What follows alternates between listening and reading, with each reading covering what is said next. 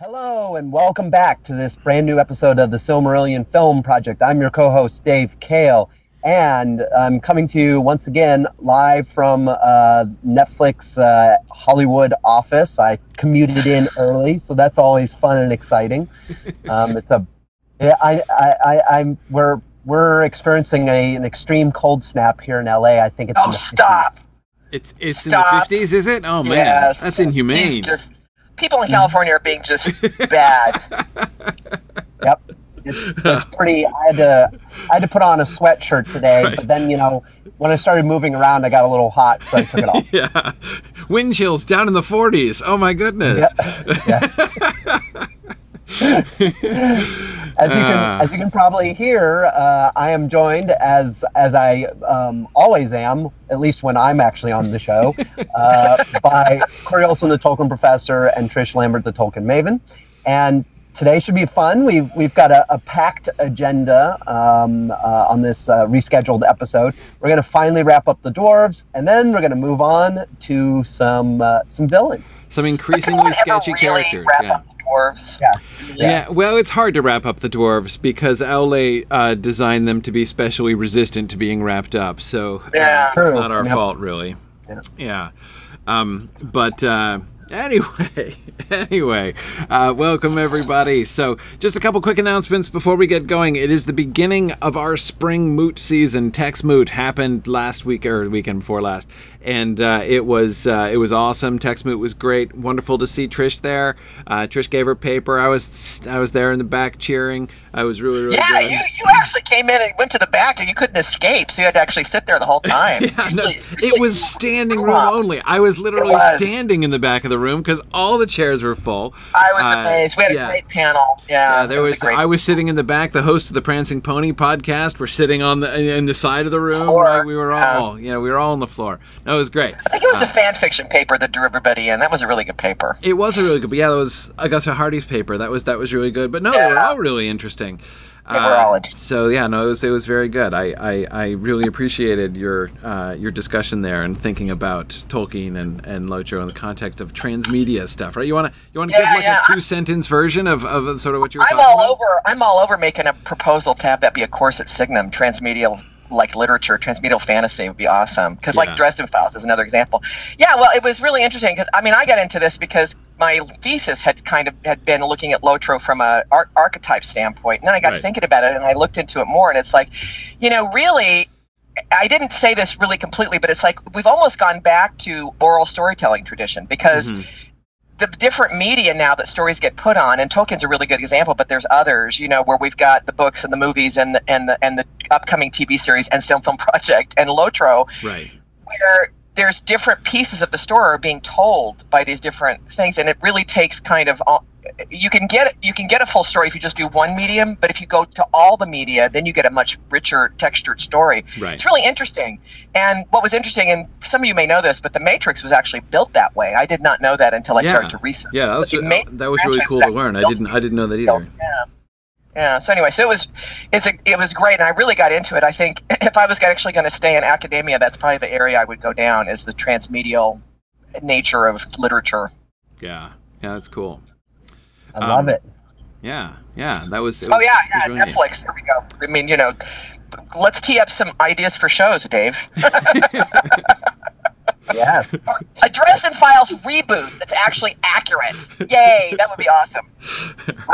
I feel like I heard that he's sold the rights again or something. Someone's going to try again. There have been rumors about that, but the last I heard was like he had sort of gently suggested that they were exaggerated in his Twitter feed. So I don't know for sure what's really happening, but. But he already has. There's comics, and then there was the tabletop RPG. Oh yeah, which is brilliant. I really love the tabletop RPG. I've never played it, but the book itself is wonderful.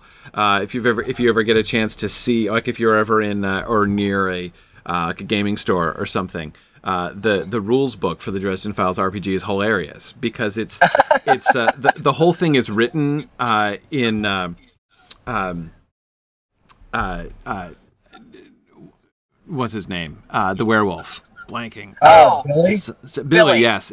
So Billy Borden writes the rule books, but like Harry keeps interrupting and like interjecting with these long, like he does these long asides and sometimes like comments in the margin about like, making snarky comments about how like magic doesn't work that way and clarifying things. That's and stuff. awesome. And then also in the margins, Bob the Skull comes in and makes snarky comments all over the place, almost always in response to Harry's comments, and also at various other random points and everything. So, that's worth it just to have, even if you don't play the that. Yes. Yeah. That so I mean, great. And it's very cool. It's very well done. But especially since we seem to be in no danger of getting any new Dresden File books. I know, really. Yeah. Really. Well, exactly. I'm. What marriage does to a guy.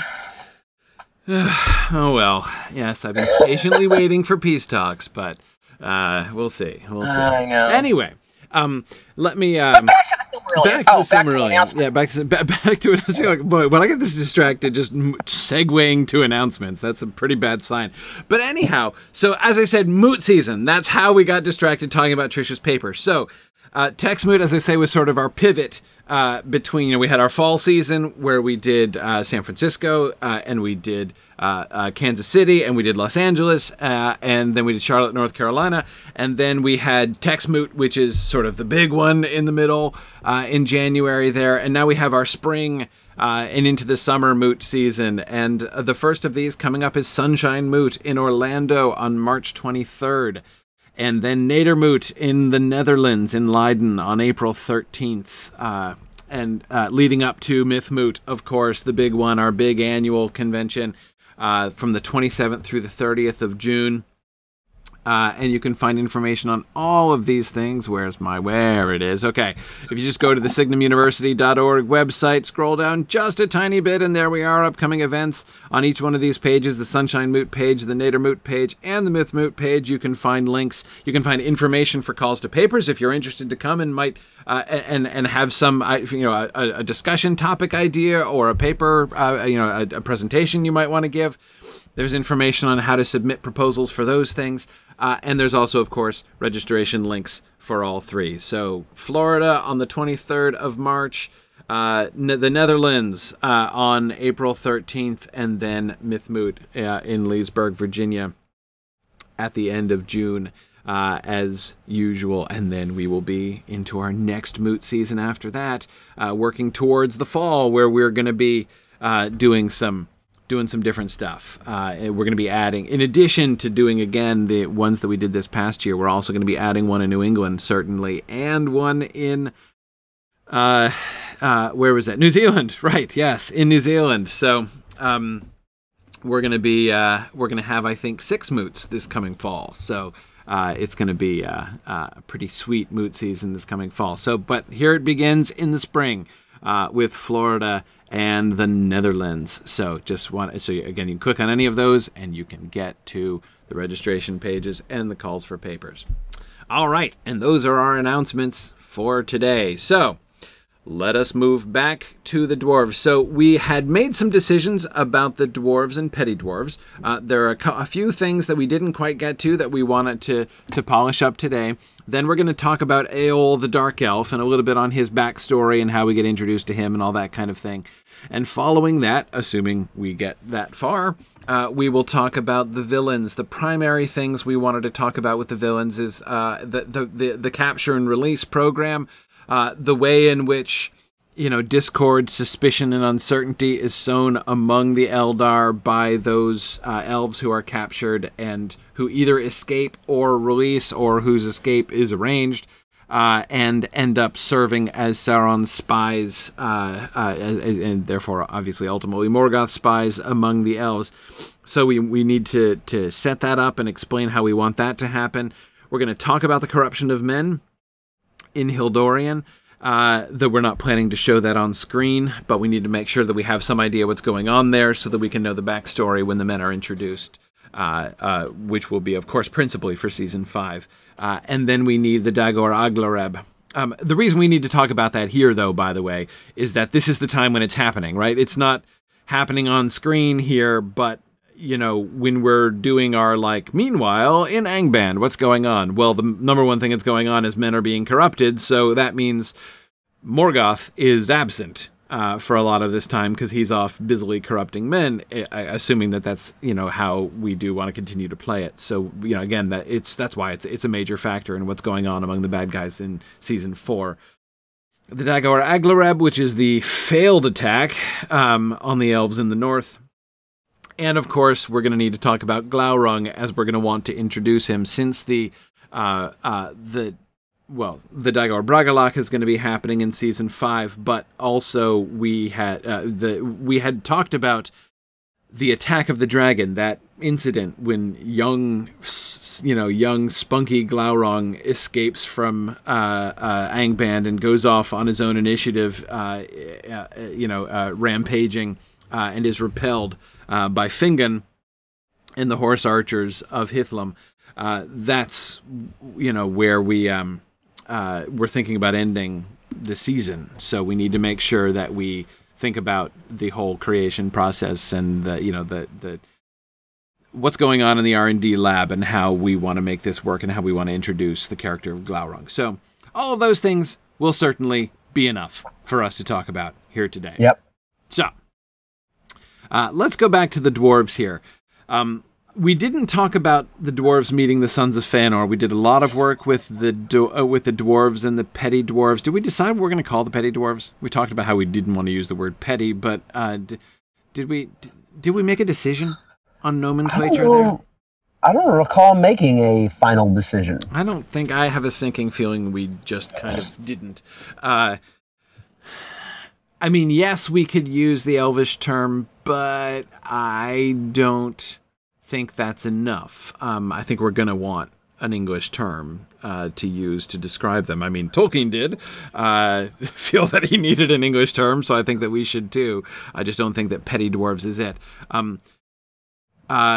The exiles, Marie, I like that. Yeah. I think that works pretty well. The exiles are the houseless. Yes, I would think the houseless should be what the regular dwarves should call them, right? Because what they chiefly remember about them, or rather what they are commemorating when they are referring to them, is the fact that they've been kicked out of their houses, right? So these are the dwarves who have no houses. They themselves would probably not choose to think of themselves primarily in that way, that is, you know, in that sort of negative sense. They wouldn't identify themselves based on what they don't have.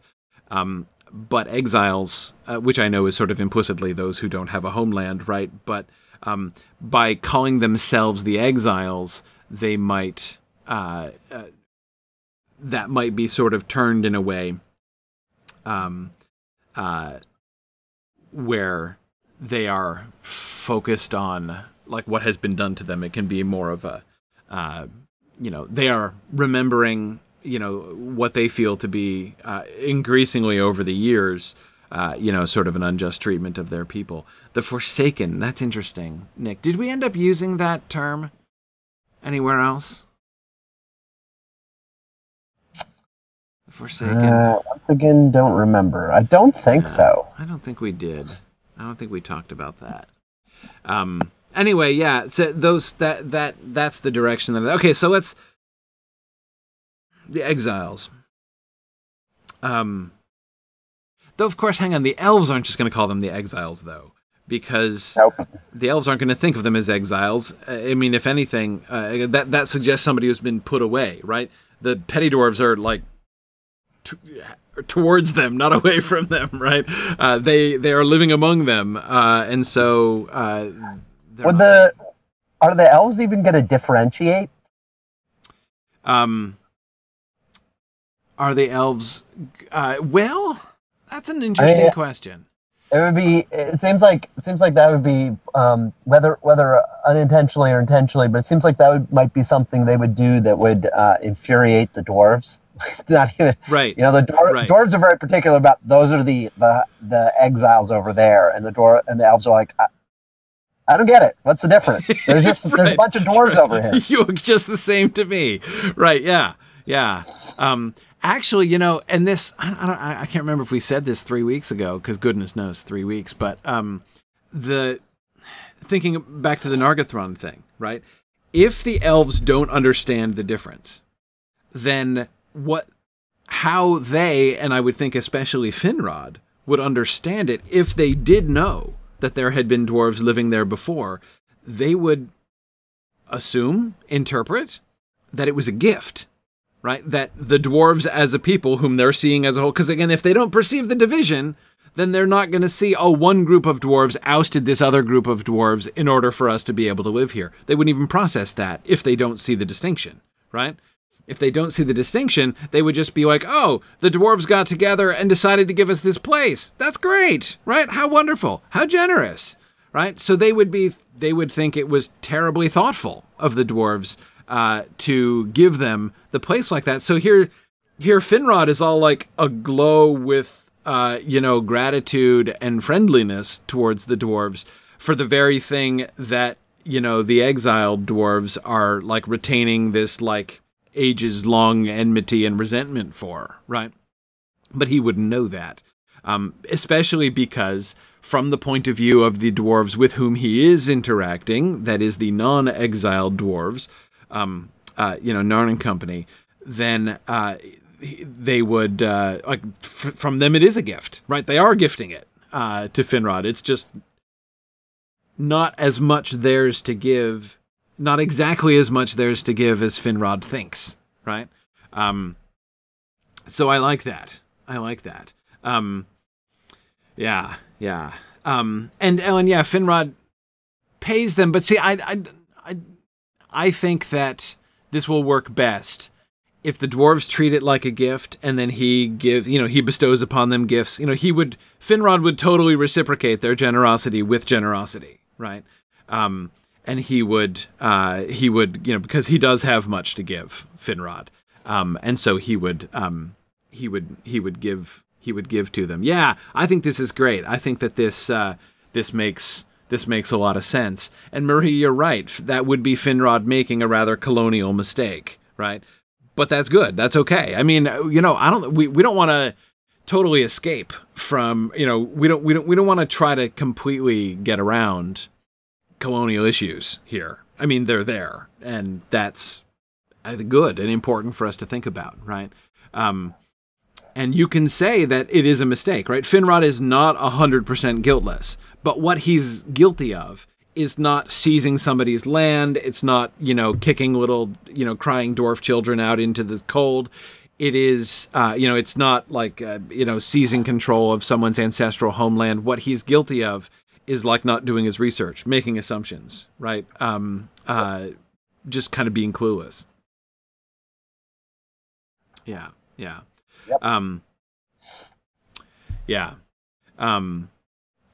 So, yeah. No, Ellen, I know that in the text it's depicted as more of a transaction, more of a purchase than a gift. But I like the way that, the facts are the same, right? He's moving it. They're giving it to him. He's moving in. He's giving them stuff for it. But I think the dynamics work better. I really like the irony created by having Finrod feeling like not only has he not done anything wrong, this is great, right? He just feels, this is to him the most perfect confirmation of Olmo's message, right? Olmo told him to find a place, and now here, look at this. It's like the Valar are paving the way for him, right? Where this wonderful opportunity emerges, and where not only can he get this really secure place to live in and take seriously and play out Olmo's warning, but he can, but like in doing so, he makes himself, these wonderful allies, right? And establishes this beautiful friendship with these, I was going to say lovely, these unlovely people, but who anyway are nice and have given him this thing, and that's all good. So yeah. So now, Ellen, I think that we can have the dwarves thinking they're like, the dwarves can be kind of conniving on their end, right? They would, but Ellen, I think there are two things. One thing that we were talking about last time, which is that the mainstream dwarves, what are we going to call them? Do we need a name for them? What do the exiles call them? What do the houseless, the clanless call? Oh, the old school dwarves, the main dwarves, the housed and clanfold dwarves.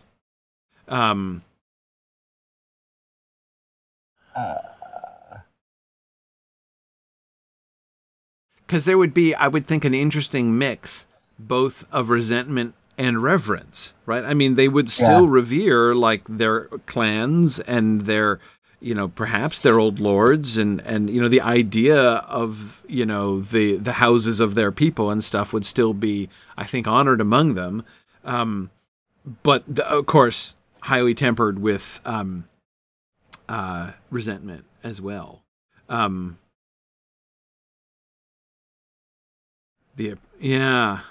Phil suggests the oppressors and Nick the unjust. Chris Stevens suggests, since this is a family show, we can't really say what they call the housed dwarves. Yeah. See, but no, but they're not usurpers. See, I think that for us to have. And I'm sorry, I keep thinking of them as the petty dwarves. It's going to take me a long time to not think of them as the petty dwarves, but to have the exiled dwarves be merely resentful, to view them as like dictators, oppressors, as simply enemies, I think is to sort of miss an important shade of this whole situation, right? What they long for is to return. They would want to be back, to be accepted back into the dwarf halls, into their clans. Like, they long for Belegost, they long for Nogrod, and that's why Nargothrond was going to mean something to them, because it was going to be their attempt to establish an eighth house with a home like those, right? And in a sense, in emulation of those. So I think that there would be... some kind of there's resentment, but there's longing too. You know, like resentment of the individuals, maybe, but longing for the culture, longing for the place, longing for belonging, right? And also remember that it is not said that the dwarves who were exiled originally were innocent. They're not just persecuted. They're not just, you know, this is not like a racial minority banished, right? This is not the Trail of Tears, exactly, right? It's different from that. It's less like the Trail of Tears and more like Australia, right? They were convicted of crimes. Might there have been some individual miscarriages of justice? Sure, there might have been. And many of the others left willingly, right? Their families left willingly with them, as we said, went into exile with them. And there might be, you know, needless to say, there are going to be many individual dwarves who are going to be, who are within the halls, who are going to be treating them really badly, right? And whom they will remember with resentment, certainly. They will be probably more ill-treated than they deserved and looked down upon in ways that is upsetting to them, right? But they, at the same time, again, the first generation of the exiles, like, they are guilty, right? Or at least associated with guilt, or either guilty or voluntarily left, with hard feelings towards some individuals, but not, I think, just feeling like they are merely the subjects of persecution. However, or the objects, I should say, of persecution. That feeling, I think, would shift as the years go by and as generations proceed, so that, like, the grandchildren of the people who were exiled originally probably won't feel the same way, and probably will shift, I think, more towards resentment and away from reverence. But, you know, there would be a kind of a grief for the fact that they've been sundered, right? I mean, I would think that that's, that's something that would be heavy on them. And again, like now what I'm describing though is sort of pre-Nargothrond. After the Nargothrond incident, when they get together and they try to establish their own home, and they are then kicked out of that and deprived of that again. See, that's a different grievance then. Them being kicked out, to some extent or other, them being exiled in the first place was a fair cop, right? Now, when they're being ousted from the new home that they were trying to establish, the mountain dwarves don't have a right to do that, really. They have done wrong by them in that. They did not necessarily do wrong by them in exiling them in the first place, but they have done wrong to them in doing this, and so I would expect that post-Nargothrond, the dynamics between the exiles and, the dwarves of Belegost and Nogrod would be much more strained. Not that we're going to have too many opportunities to show that, but of course what we're ending towards, right, is the gnawing, festering, hopeless resentment and bitterness of Meme, right? Who is going to be living this like small sheltered, this like small isolated existence, in which he has like nothing but his own, resentment and his vain dreams of vengeance. So anyway, yeah, and they would be angry towards everybody, Ellen, because you're absolutely right. They would, post Nargothrond, they're going to blame the elves. Why wouldn't they? Right? As far as they know, they know for a fact that the coming of the elves are the occasion of their being kicked out of this new home that they were trying to establish for themselves. And for all they know, why wouldn't they? Right? It was done in collusion with the elves. Yeah, and anyway, and getting back to the point that I was making before, I have no problem with the primary dwarves. I think this is the sentence I was trying to finish when I realized we didn't have a word for it. The dwarves of Belegost and Nogrost. No, Belegost and Nogrost, listen to me. Belegost and Nogrod. Oh, man. Anyway, those dwarves, I'm totally okay with having greed be their primary motivation. But I don't think there has to be like a purchase contract in place with Finrod in advance of that. I think that they can just argue, and Norn can be involved in this, right? Norn can be looking at, he can meet Finrod, and he can see the vast wealth of Finrod, right? So he, now the increasingly aged and experienced Norn, comes to the other dwarves and is like, okay, I met this new Noldor, new Noldor guy. He is loaded. Like, this guy has, and let me describe some of the stuff this guy has. It's not just that he's rich, right? He's got stuff like we've never seen before. Like, let me tell you about these gems things that he's got, right? They are amazing, and he's got boatloads of them.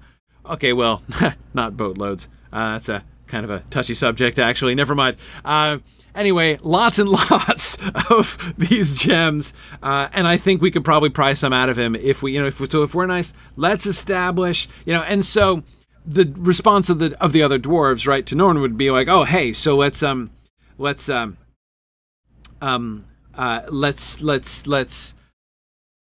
propose a contract, right? Let's sell him this place and see if we can get him to give us that jewels. And then Norn would be like, no. You guys don't know elf lords like I know elf lords, right? Trust me. That's not the way to go about it. Let's try this, right? An act of generosity. Trust me. We're going to get a bunch of his treasure coming our way if we do this, right? And Norn can do that without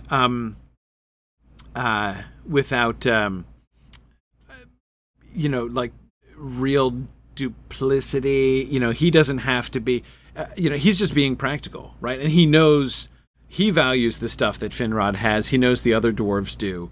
And so he's suggesting, and at the same time, of course, you notice what Norn gets out of it, right? A further alliance with the Noldor. That would be, I would think this would be like Norn's retirement project, right? Norn's retirement project is going to be like, he wants, having established amicable relationships between the Sindar and the dwarves, he wants to include the Noldor in this, right?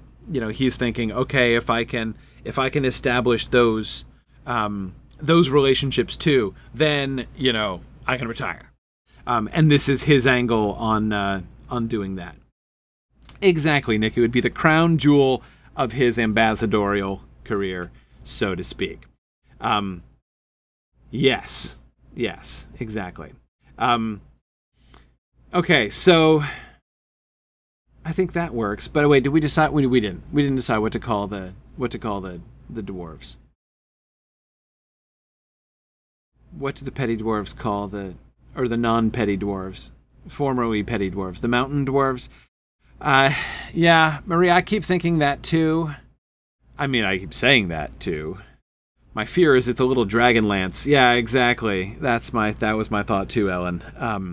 The hill dwarves and the mountain dwarves is exactly how they took that exact distinction, even with practically the same political background. I don't think it was, but I think in the case when they built that into the Dungeons and Dragons world, it was explicitly a racial persecution that they were kicked out of the mountains. But anyway, yeah, that division between the main dwarves and the petty dwarves was like so much in Dungeons and Dragons, incorporated right out of Tolkien and given some different names, and hill dwarves and mountain dwarves are the names that were used there. Home dwellers, Nick, that's interesting. The ancestors, David. Yeah, I think somebody suggested that before. That's interesting. I like that, actually. Well, the great kindreds or the great houses would definitely work, Ellen. I like that, but the problem is it's a little too complimentary. Ancestors is interesting because, of course, that can easily be said with reverence, obviously, right? And so what I like about ancestors is that that's a term which doesn't have to change, but the inflection can change, right? Pre-Nargothrond, they can call them the ancestors, meaning nothing but good, essentially, right? With respect, at least reverence at best, right? But then post-Nargothrond, they can still call them the ancestors, but you can lace that word with bitterness, right? As they increasingly would. Bitterness and then ultimately, well, not sarcasm exactly, but you could weight that term with a kind of irony, right? The ancestors, those, the old stuck in their ways and unjust, right? There are lots of ways in which that can be kind of inflected. Yeah. It's true, Ellen, that great can be sarcastic too, but it's a little more forceful. It has to, like, the meaning really has to shift. It's not quite as subtle a shift as we can do, because again, we can still have some people using the word ancestors in a more reverent way, and others saying it with more bitterness in their voice. Okay, the ancestors and the exiles. I like it. I think that makes sense. Okay, the ancestors and the exiles. They would. Okay, right. Okay, so Maria's trying to. Okay, from the position of the dwarves of Belegost and Nogrod will call themselves just the Naugrim, the dwarves, right? And they will call the others the houseless. The petty dwarves themselves will call themselves the exiles, and they will call the other dwarves the ancestors. Yeah, that works for me.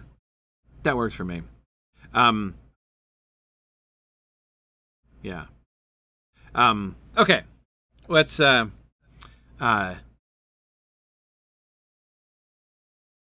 yes. Yeah. No, I like ancestors because they adopt that at first. I mean, they wouldn't call them that on day one, presumably, of their exile. But it's not day one of their exile anymore. They've been exiled for a while. And so there would be the initial impulse. Again, the initial impulse would be sort of a positive impulse to remember where they came from. But then later on, as there's more and more animosity, that would become more and more bitter. Nope, I like it. Okay, cool. Yeah. Cool. Yeah. I'm sorry, Yariv. I'm not sure how to pronounce that on Twitch. I think that, so you were concerned about the dwarves giving it as a gift without being asking for anything that departs from how Tolkien depicted the dwarves. I don't know. I'm sorry. I didn't see that before. I don't know if that was before or after I gave my rationale behind that. Again, the point would be that would not be their impulse, right? Absolutely their impulse is to offer to sell it to Finrod, and then we would have Norn come and intervene. Right, who knows the elves better? Not because he's suggesting, hey, let's not do that at all. Let's just give it away for free and not ask for anything, but rather he tells them a better way to acquire stuff from Finrod, figuring at least that they will probably get more from Finrod if he is friendly and grateful than they will get from him in purchase. So, okay. Anyway, yeah. So again, even Norn, who's a good guy, is still a dwarf, right? And he's still totally thinking about wanting to get some of those shiny things for himself, and for his people, right? He wouldn't abandon that. Okay, cool. So that's good. All right. Oh goodness, we didn't even address the first point yet. How did we do that? How have we talked about this for all this time without even addressing the first point? That's okay. Well, no, we have. That sounds like us. Yeah, it does sound like us. Okay. Anyway.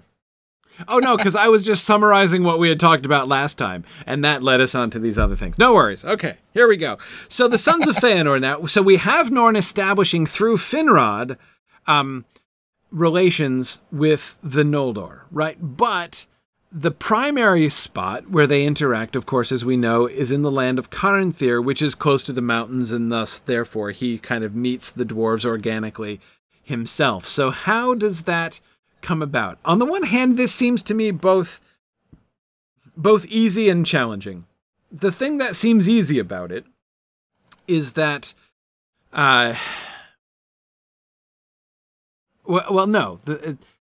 both for the same reason. Easy and challenging both because Caranthir is one of the most dwarf-like of all of the Noldor, right? That is, in his, he is, they would have a lot in common. Like, both of them would be easily offended. Both of them would be probably holding grudges if they felt that the other wasn't treating them properly, or did anything against them or their interests. Both of them, would have, a shrewd sense of the current market value of things, right? The dwarves would be interested in profit. I would think that Caranthir would too. Caranthir is still a Noldor, and he's still a son of Feanor, right? So he's going to be himself a craftsman and a maker, and would be interested in at the very least, would be interested in the resources that the dwarves could offer him, right? Given the sort of generally negative character of Caranthir that we get as a whole, and that we certainly have been developing ourselves, we have him as really the most, unashamedly kind of corrupt of all of Feanor's children. I mean, I say unashamedly because at least Curufin and Celegorm have tact, at least, right? Caranthir doesn't even have that. We have depicted him as the, he is the one in his graduating class voted most likely to do horrible things without very much provocation, right? So how do we have Caranthir of all people being the one to establish, positive foreign relations with an unlovely and touchy, sensitive group of people? Right? I mean, if you think about this from another angle, right? And you think, okay, if the Noldor all got together and said, we need to send an ambassador to establish relationships with the dwarves, whom should we send? Wouldn't we all agree that Caranthir would be pretty darn near the bottom of that list? Like, you don't want to send him out to be making friends and establishing alliances. That's not much of an ambassador. No, he's really not. Exactly, Marie. Not your first choice for diplomat. That's exactly right. And Joey says, also voted most likely to bring a sword to a parley. Yeah, exactly. Exactly. So that seems to me what we have to get over. I mean, having him up. So again, the things that seem to me not a problem are, so he's there. He doesn't. It's not going to take long for him to interact with them. We know that the dwarves are traveling down into Beleriand now. They have a road. There are lots of references to dwarf roads. The dwarves are the ones building roads, because they're the merchants, and so they have wagons and things. That, like, if you have wagons, you need roads. If you go mostly on foot and on horse, you don't care as much about roads. You just need paths or something, right? You can go across country.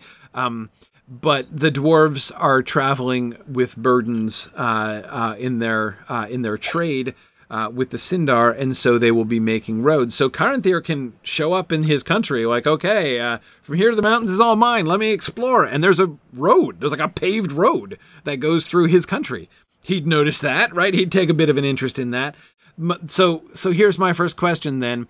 Why doesn't Caranthir, when he meets the dwarves on the road, just say, get out, this is my country and you're not wanted here anymore, you ugly, stunted little bearded things, right?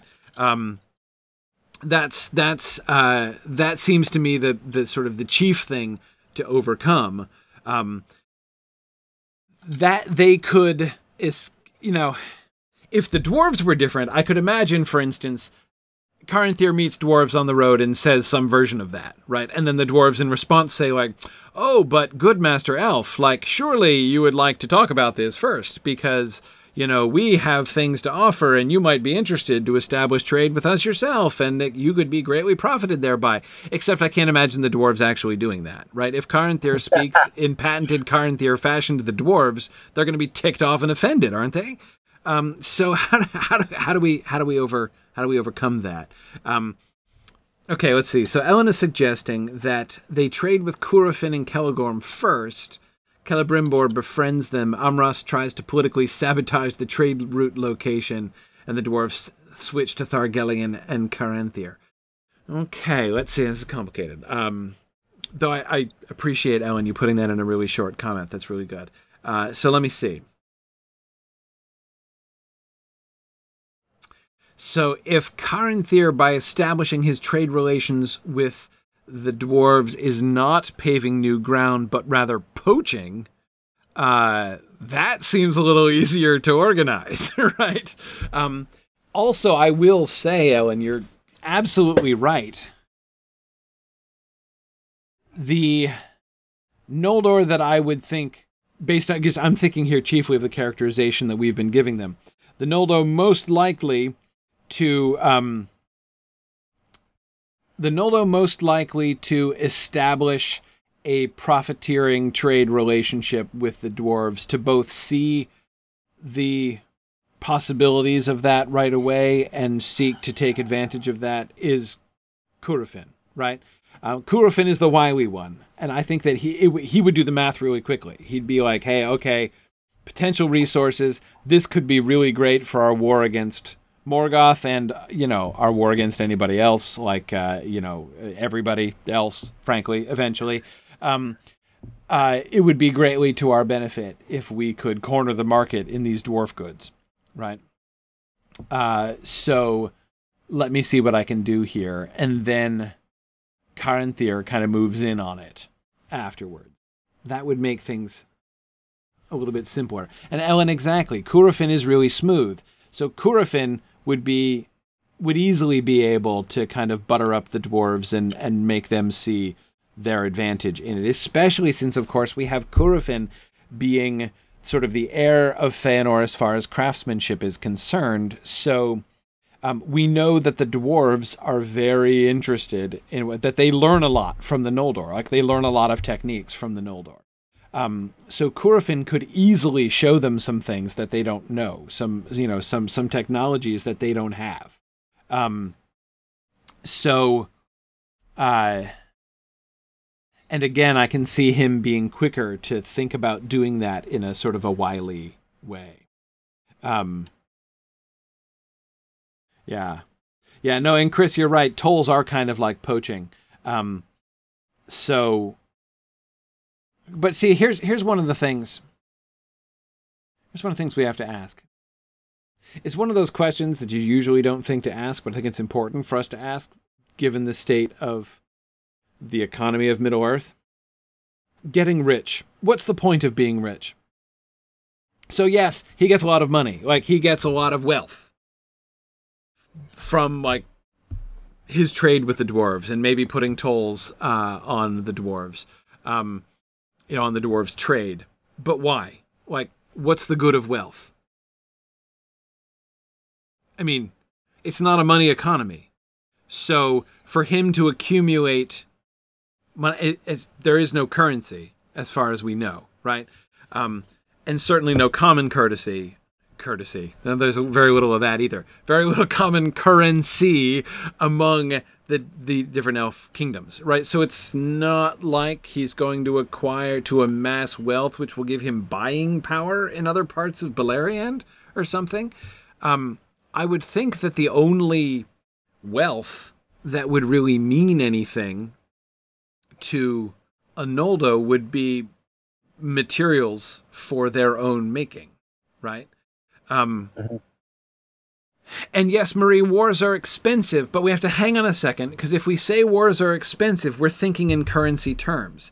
Yes, it requires a lot of goods to wage war, right? You need to feed soldiers, you need to arm and equip soldiers. And usually you need a lot of money for that, but that's only in a currency economy, right? So yes, you need food. Yes, you need, so he would have to be thinking about agriculture, right? I mean, the Sons of Feanor all would. Everybody would, of course, but they would have to be thinking about that, and sort of stockpiling things. They would be making their own equipment, right? And would be doing that. And it's one of the things that they would be really, really focusing on. Now, I agree, Ellen. I think that having him hoard beautiful things and precious metals and gems and things is good for lots of reasons, right?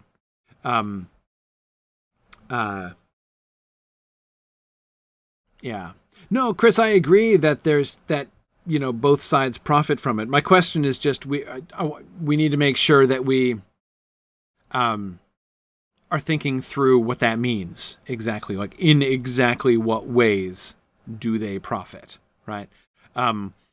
As for instance, again, there's no common currency between the dwarves and the elves. So when the dwarves are trading with the Sindar, right, what they're trading for is stuff that they can't get in their kingdoms, right? They're trading for things like lumber, and especially like particular kinds of woods and, particular kinds of wood and lumber that they can't get in or near the mountains, right? That would be good for particular things that, so that they could use those in their own works. They would be trading for food, right? And food stuff. Again, kinds of food that they don't get underground and things. And there would be other things that they would value, like the pearls, of course, that they still are importing. Exactly. So yes, they would.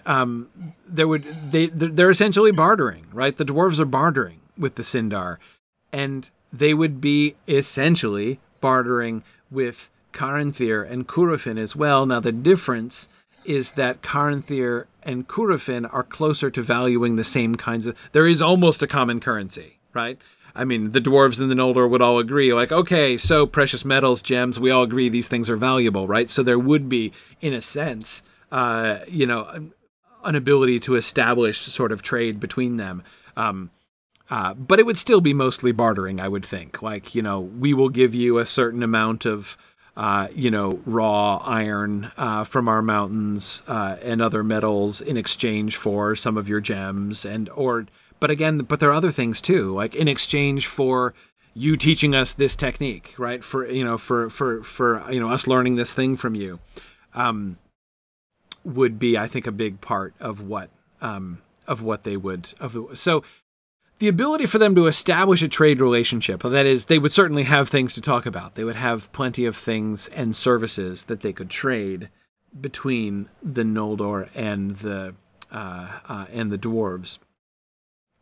So that I wouldn't think would be a significant problem. And the wealth that he would accumulate. So I do like the idea of, because of his trade with the dwarves, Caranthir has great reserves of treasure, essentially, right? Just stuff that he has made, some of which would be practical, and some of which would be like just beautiful, right? And decorative and collectible. And David, I agree with you. A treasure hoard is basically a source of gifts. That's the point of a treasure hoard, and you're absolutely right about that. It's also confers status too, which is not an insignificant role of a hoard. But anyway, yes, it's a source of gifts, and so therefore hoarding it only and not giving anything away as if you were a dragon or something is a bad look. And Caranthir would have that bad look.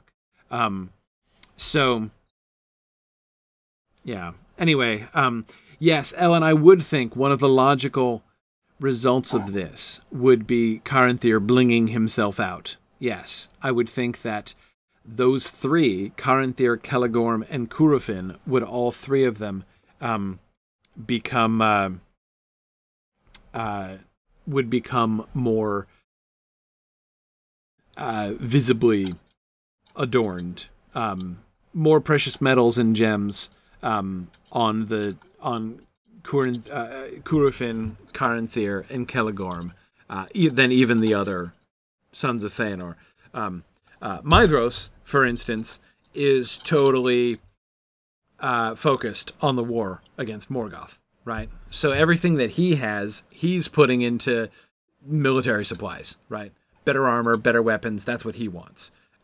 He's not interested in, I think after his traumatic experience, he's not really interested in bling at all. I would think that Maedhros would be less interested in bling than any of the other of the Noldor, right? Because his experience with Morgoth has made him pragmatic in this regard.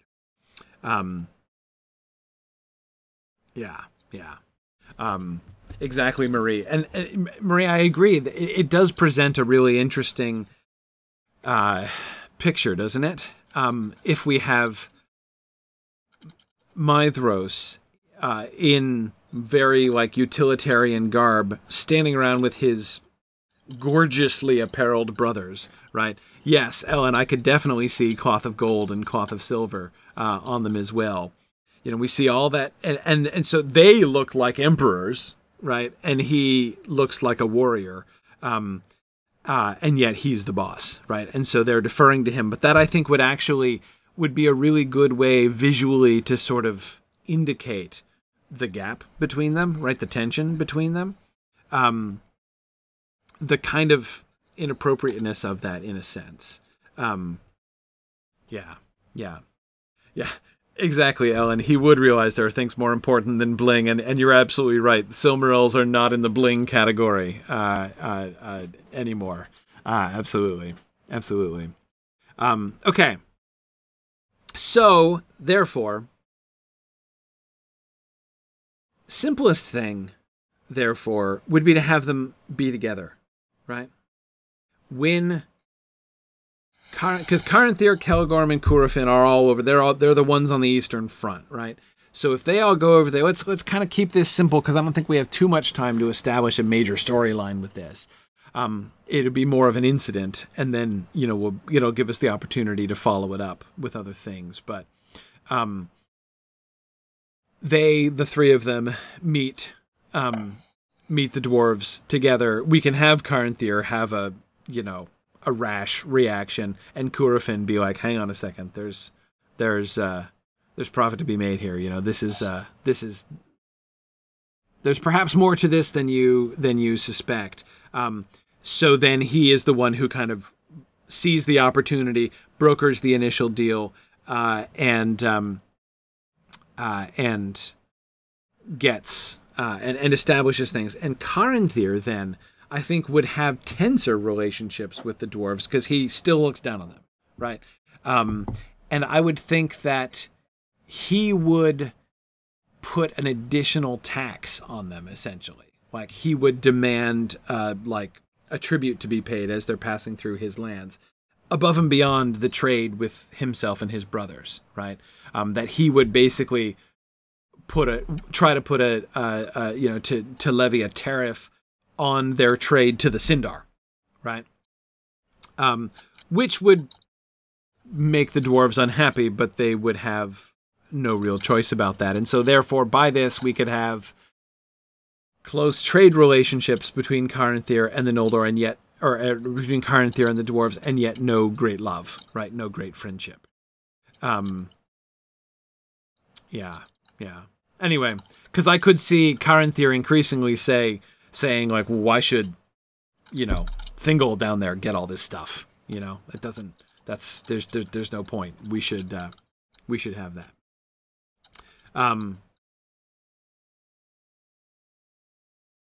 Yeah. Marie says no great friendship or no great love sounds very Caranthir. That's exactly it. And this would also enable him, Caranthir, would probably get to know Eol as well, because Eol would travel through his lands to get to the dwarves. So we could have him be known, Eol be known to them, but we'll come back to Eol in a minute. So let's think about Telkar. Okay. What is Telkar's relationship? So remind me, what did we already say about Telkar? Didn't we have a falling out between Telkar and somebody before?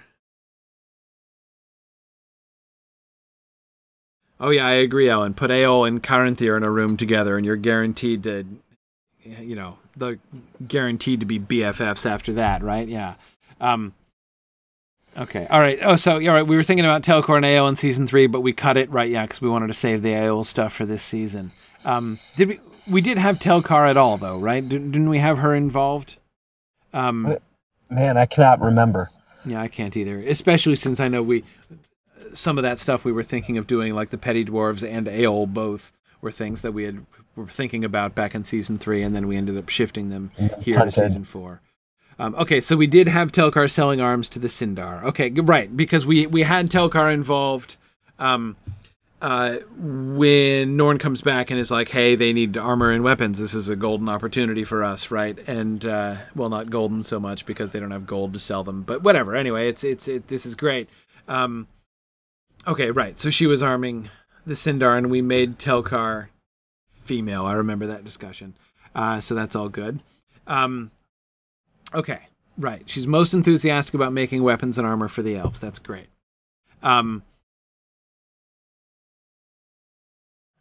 We were projecting for the scene with Eol was the one where Telkar and Eol had a falling out, right? Where Eol makes Anglachel, and Telkar's really creeped out by it and is like, there's like an ill spirit in this sword. Like this is really dubious. It's on the one hand excellent, but on the other hand really morally dubious work that you're doing here, Eol. And yeah, okay, right. I thought that was the story that we had. All right, so I'm fine with that. I think that we should continue that. We'll come back to that question with Eol when we do Eol's story in just a little bit. What her relationship with it should be.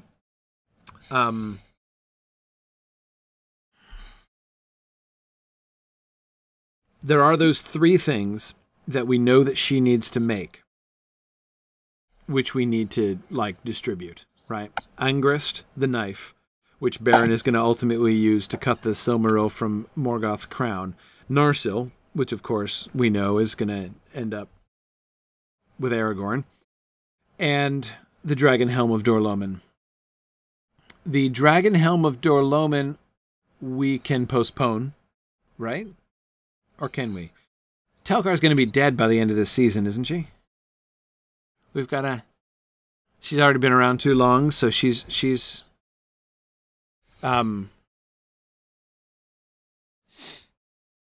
yeah. Okay, right. Yeah, we can't hold. So when the Dragon Helm is given to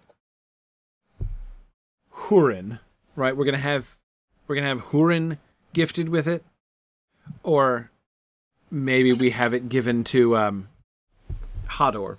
Right? Remember, I was arguing for collapsing that genealogy a little bit, right? And having Hurin, the son of Hador, directly. We can, if we want to, we can argue about that more later. But the point is, it's given to somebody in that household, obviously, right? That's the important thing right now. So that situation, when that arises, which will totally be a season 5 thing after the men arrive, obviously, this will be an heirloom of the dwarves made by Telkar, who is now dead, and which is gifted to the men for a good reason, right? So, yes.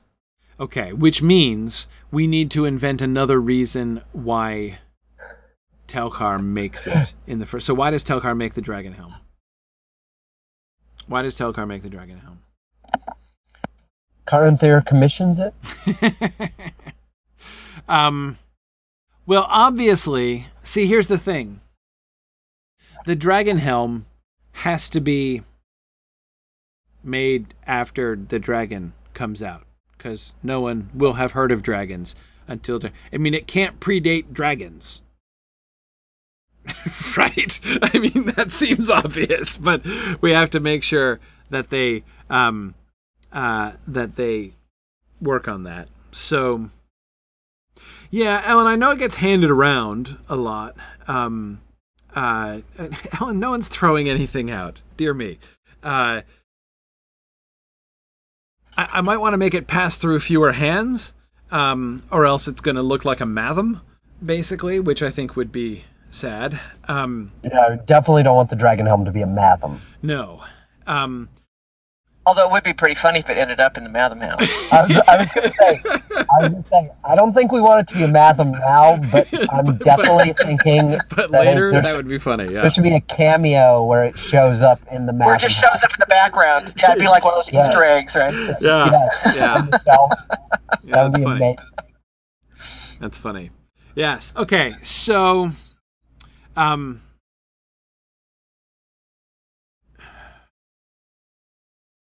right. Well, first question is when it's going to be made. Right. And there does need to be like a stimulus. Yeah. Yeah. There is now. In that direction. Yeah. And the stimulus is fairly easy to think of, right? So Glaurung attacks, right? Glaurung does his the early one, the one's going to happen at the end of the season, right? So we've got Glaurung's premature attack, and so everyone's like, whoa. On the one hand, we handled that. On the other hand, that was pretty scary, and that guy might grow more. So let's think about some anti-dragon technology here. And Telkar is like, okay, yeah, I can do anti-dragon technology, and so she makes the dragon helm in defiance of So would Azakal wear the dragon helm? Well, I was just going to say, I mean, do we want it to be her inspiration or a commission? Yeah, would it be, right, something bought and paid for, or would it be a gift?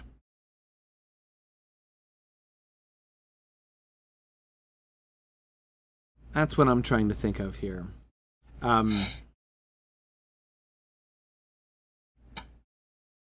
Yeah.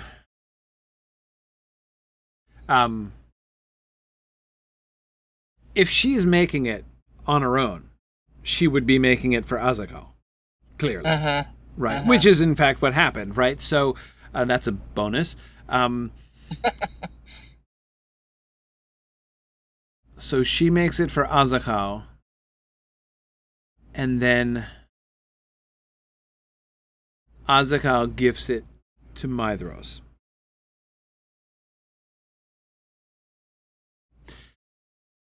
The later provenance of it, it's being handed around.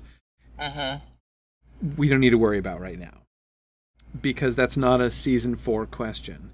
And we can't even really begin to answer a question like that until we know more about the dynamics of the storylines and the interactions among the characters in season 5. Right? We know that it needs to get from the dwarves to the House of Hador, right? and it makes, of course, most sense for it to pass through elvish hands on the way there. That makes all kinds of sense, unless, of course, we find ourselves wanting to have a reason to connect the humans and the elves directly. But anyway, I would say, therefore, the only real question is when she makes it. But how do we do that? Because Glaurung attacks in the final episode, right? I mean, it's the end of this season. We would have to have her at the beginning. Well, yes. That's what we do. That's exactly what we do. Okay. Because, see, we could, all right. So, Ellen, I'm thinking of one of two things here, right? We have to either make the forging of the dragon helm be the very last thing, like, you know, the closing scene of the last episode, like and as you say, Ellen, in the denouement of episode 13, or alternatively, the beginning of episode, or in episode 1 of season 5. And here's my concern. My concern is if we put it in the denouement, that gives it a position of huge prominence. It makes it seem like, I don't know what, like the culmination of the whole season, right? And now, at the end of season 4, the dragon helm is being forged. And I think that sets up an unrealistic expectation of it. It's not like it's not going to be important, but it is also not like it's going to play a pivotal role. I mean, even in Turin's own career, it doesn't play a completely pivotal role, right? I mean, he only has it part of the time. It's important, and obviously, you know, we want to show it. But I like putting it at the beginning of season 5. And the reason I like putting it at the beginning of season 5 is that season 5 is the one that's going to end with the Dagor Bragollach. So we end season 4 with the premature attack of Glaurung, and we don't have a response to that yet. Nor even perhaps people fully processing it yet, because it just has happened, right? So, like, we end season 4 with Glaurung being fought back and the elves being like, whoa, that was quite a thing. Right? Holy cow. And then in season 5, we can start season 5 with people being like, okay, basically Glaurung's appearance is the first sign of that Morgoth is going to be able to break the siege, right? It is the first sign that the siege of Angband is ultimately hopeless, right? Because Morgoth is going to be able to do stuff that is going to make it impossible for them to hold it in, as of course we see in the Dagor Bragollach, right? So we begin then season 5 with the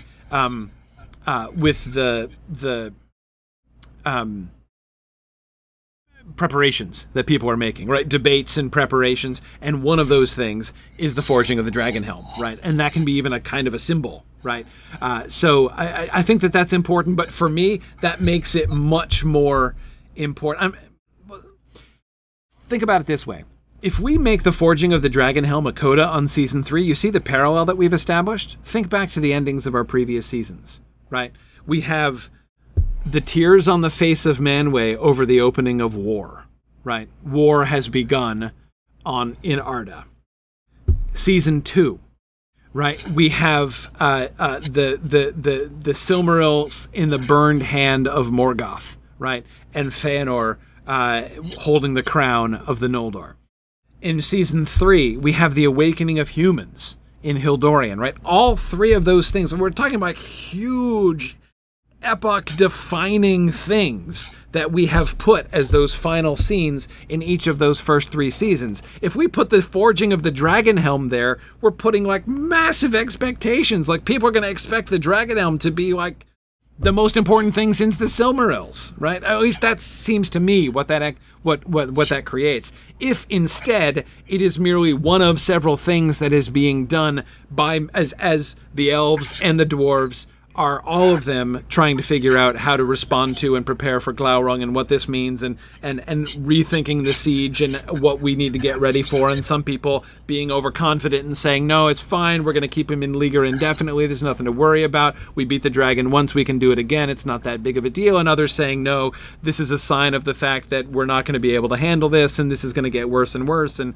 we need to be better and better prepared, but it's probably not going to be worth it anyway, and we're all going to die. Like, so, you know, that's going to be the debate and the discussion there in episode 1 of season 5 in the wake of Glaurung's attack, because that will be the framing mechanism, like that, and the Dagor Bragollach itself at the end of the season, right? Those are sort of the framing concerns of all of season 5, if you see what I mean, right?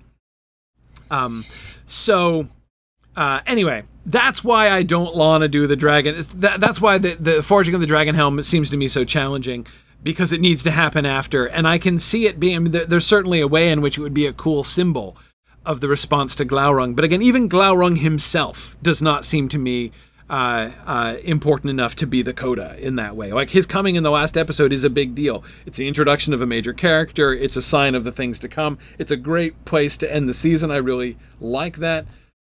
But again, I know that if I were watching this and I saw the dragon helm being forged, I'd be like, what is this massively important artifact that's being forged that is obviously going to be the key to the whole thing? And then it's just going to be a matham passed around from one king to another until finally it ends up in the hands of an ungrateful.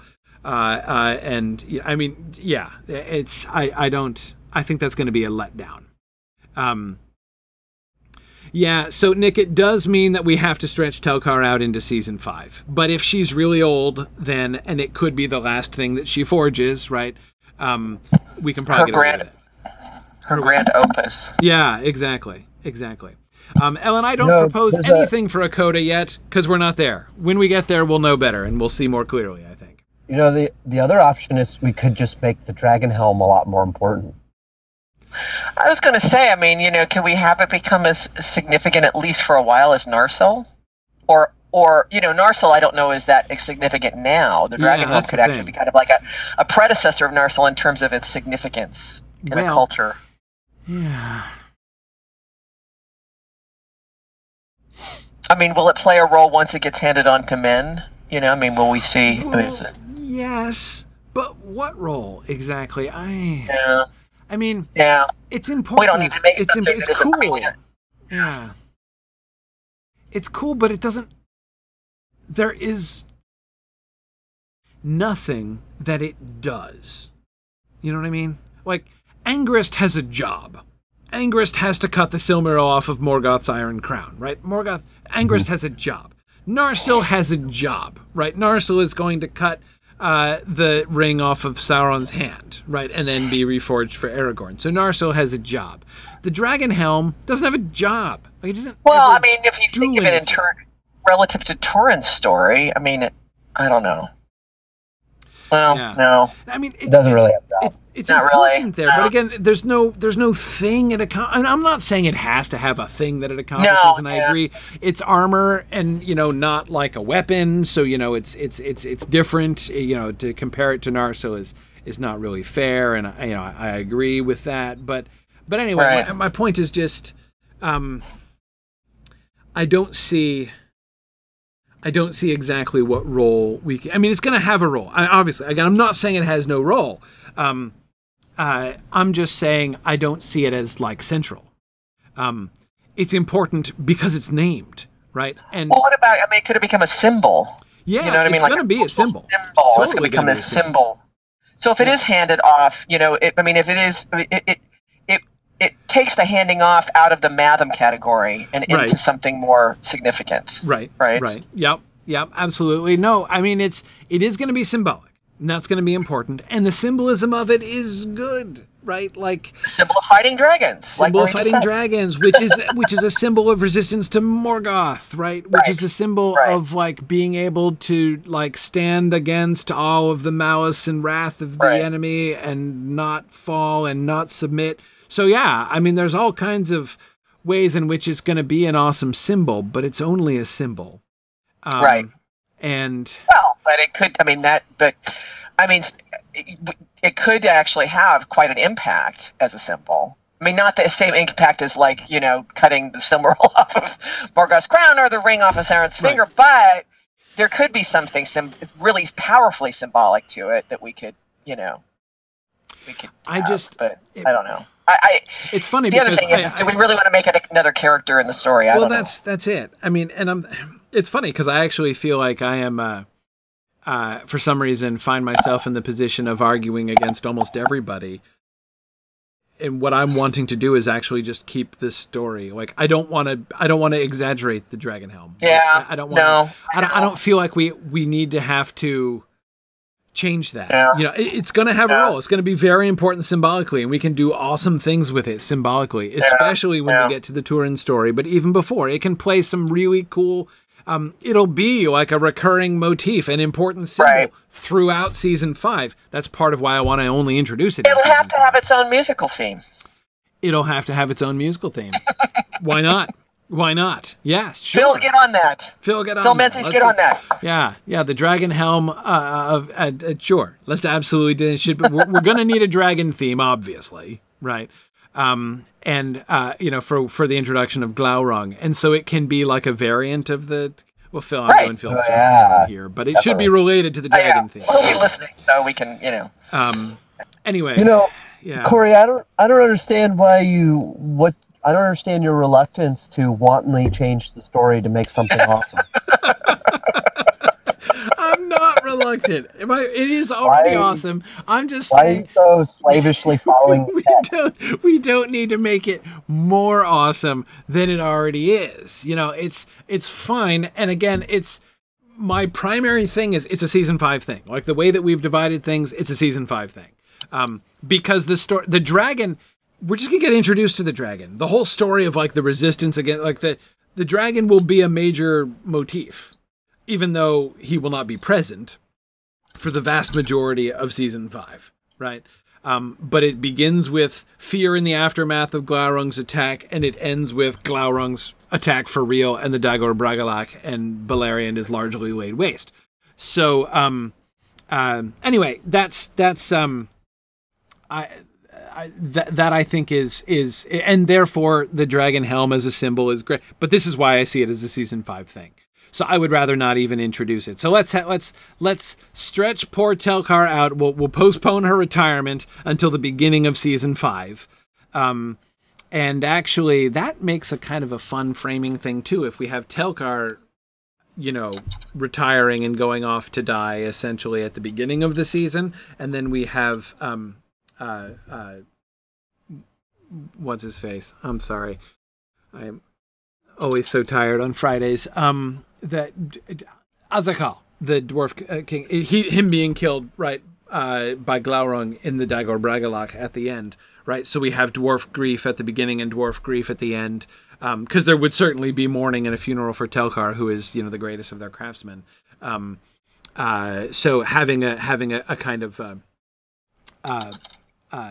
know, a dwarf funerary, like the dwarf funerary procession off the battlefield should be really cool, right? And I think it would be even cooler if we set that up with an indoor dwarfish funeral procession happening under like calm and normal circumstances at the beginning of the season, and then we show the same thing being executed outside. I think that could be really cool, actually. Oh, I like it.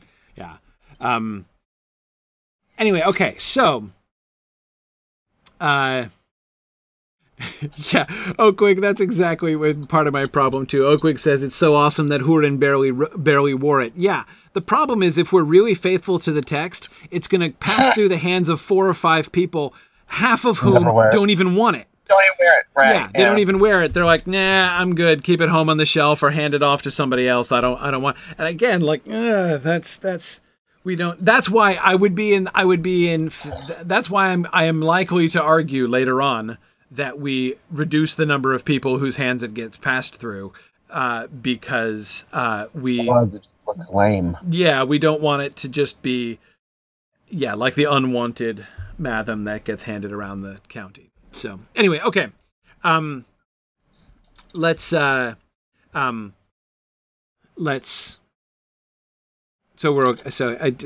with everybody's permission, we'll postpone the forging of the Dragon Helm until the beginning of season 5. This leaves us with Angrist and Narsil. Now, Angrist,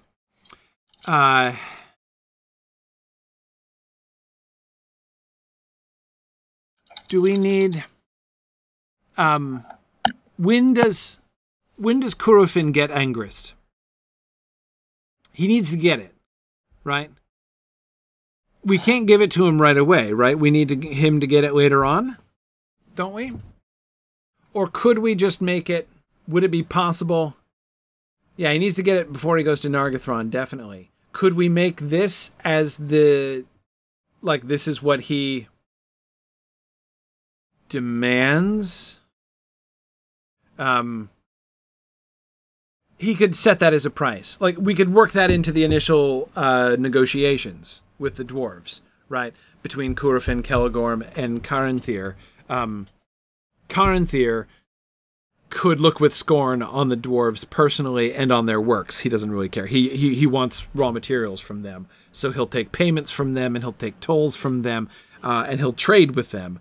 But he looks down on their craftsmanship. Curufin can respect their craftsmanship and would particularly like Angrist, right? So he would see Angrist and be like, okay, yeah, what do you want for that sucker? Anyway, we'd have to work that up, but he could demand something, because of course he's got stuff to offer too. I mean, Curufin is the greatest craftsman of the among the Noldor just now, right? With the possible exception of his son. So, yeah.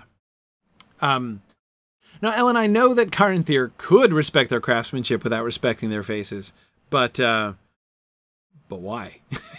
Right? I don't think we need to have them all respectful of the dwarves, and if one of them is going to be unrespectful, Caranthir is my vote. Anyway, so okay, yeah. So let's see if we can work out a way for Curufin to get it in trade as part of the initial trade agreement. Between, maybe he can have something himself. He can make something himself that he can trade. I bet you, for instance, the dwarves would be all kinds of keen on the Feanorian lamps, right? They'd love Feanorian lamps. Wouldn't they love Feanorian lamps? Yeah, that's a good one. Like, that could be something that he sort of trades. You know, we could see him trading stuff for Angrist.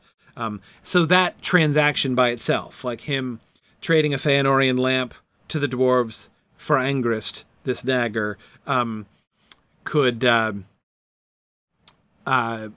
be like, we can show that transaction and make it kind of, you know, by synecdoche on screen, right? Represent, like, okay, so we see there is a trade relationship between, you know, the Noldor and the dwarves there in the mountains. Let's move on. And we've gotten Angrist into Curufin's sweaty hand. So that's good. Okay, cool. Ellen, I think it's a good question. Ellen asks if he should commission Angrist to be made for him, or does it exist beforehand? I think it exists beforehand. Because I think that all of the Noldor would probably make the mistake of thinking that they're greatly superior to the dwarves, and that the dwarves don't really have, because they can see that they can do a bunch of things that the dwarves can't, right? So they would probably be slower to perceive. Of them, Curufin would be fastest, but they would probably be slower to see that the dwarves can do some things that they can't, right? So my thought is that it's something like, basically when he's in conversation, be it with Telkar herself or with some of the other dwarves, and they're basically sort of like trying to show off, right? Like trying to show him the kinds of things that they can do. They would show him Angrist, right? They'd show him Angrist. He'd be like, oh, it's a really nice knife. Like, I learned how to make knives when I was 10. What's wrong with you? Like, this is, and then they show him how, like, it can cut through metal. And he's like, okay, I'm not going to lie. That's kind of cool, right? So how about I give you this lamp and you give me that knife, right? Yeah. I think, yes, Nick, exactly. I think that we have the crystal lamps of Khazad Dûm are ultimately reverse engineered dwarf versions of the Feanorian lamps. Yeah, something like that is exactly the kind of thing I'm thinking. Anyhow, that works for me and because I don't think he would necessarily think to commission it exactly. Besides which, if we have him commissioning it, then we have to imagine Curufin like wanting it, right? And being like, hey, can you guys do this? Because it would be sweet if you could do this. I kind of feel like if Curufin wanted a knife that could do something awesome like that, he would instead, his impulse would not be like, maybe I can ask the dwarves to do it for me, but he would be all like, I should figure out how to do that, right, and make it myself. So I think if they have it already, to me that makes it kind of easier. Yeah. Anyway, okay. Yeah, David is wondering if industrial espionage is eventually going to become a source of elf-dwarf tension. You got to think it's going to be an issue, right? At least with the Sons of Feanor over there. But I don't know that we need to make that a plot line necessarily. Yeah.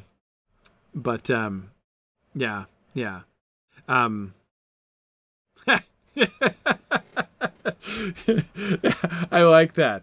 Yeah, Marie was saying that if, of course, if they have a knife that can cut through steel, then no one's going to have to get their hands cut off again. Right? So we'll be prepared the next time we find one of our kinsmen stapled to a cliffside, right? We'll know how to handle that. Yeah. So, anyway, yeah, no, sure, absolutely. That would be, somebody could even mention that, right? That as a possible application to it. But, yeah, sure. Okay, cool. That's good. Narsil. Who gets Narsil? Have we decided Narsil's role? I think we've kept delaying Narsil's role, right? It has to somehow survive. Now this guy really is a character. That really is a character in the story. Yeah. Yeah. Okay. All right. So the strong suggestion from the discussion board is Eignor. And I like Eignor. I think that's a good suggestion. We need somebody famous but not too famous, because a lot of the famous people have more famous weapons, which won't be Narsil, right? And won't be handed down.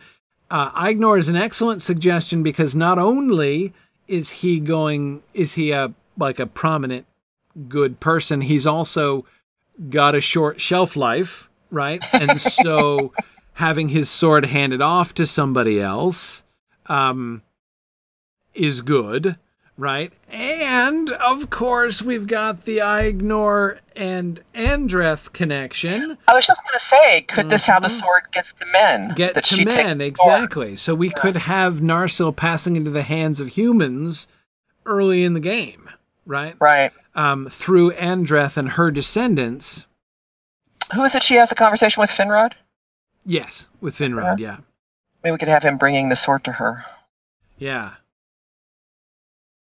Oh, that's good, Ellen. That's really good. Oh, wait. Ellen is telling me Marie's idea. Yeah, great. No, thank you, Ellen. An excellent idea, Marie. Emildir. Oh, good idea. That is Baron's mom, right? When she leads the exodus from Dorthonion and takes all the, it leads all of the refugees out, leaving, Baron and Barahir and the outlaws up there in Dorthonion.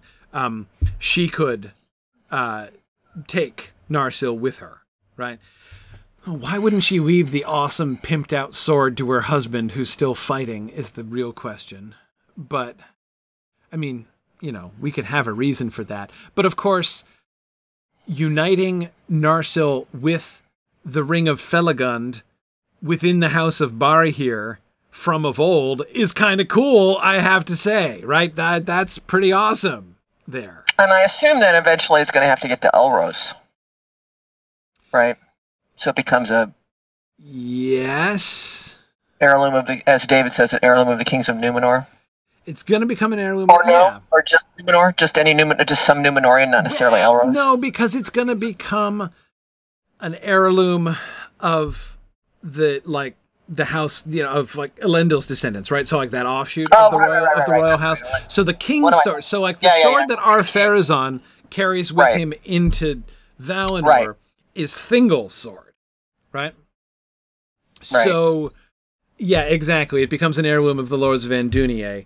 But it still needs to get to Numenor, right? I mean, absolutely. Right. And in the royal house of Numenor. So, Elros himself has, multiple awesome heirloom swords, which, of course, makes perfect sense because by the time we have Elros shipping off to Numenor, almost all of the awesome people who had awesome weapons are dead now. So there's a massive surplus of awesome legendary weapons kicking around Beleriand at the end of the First Age. So that Elros would have two of them, nothing could be more likely, right?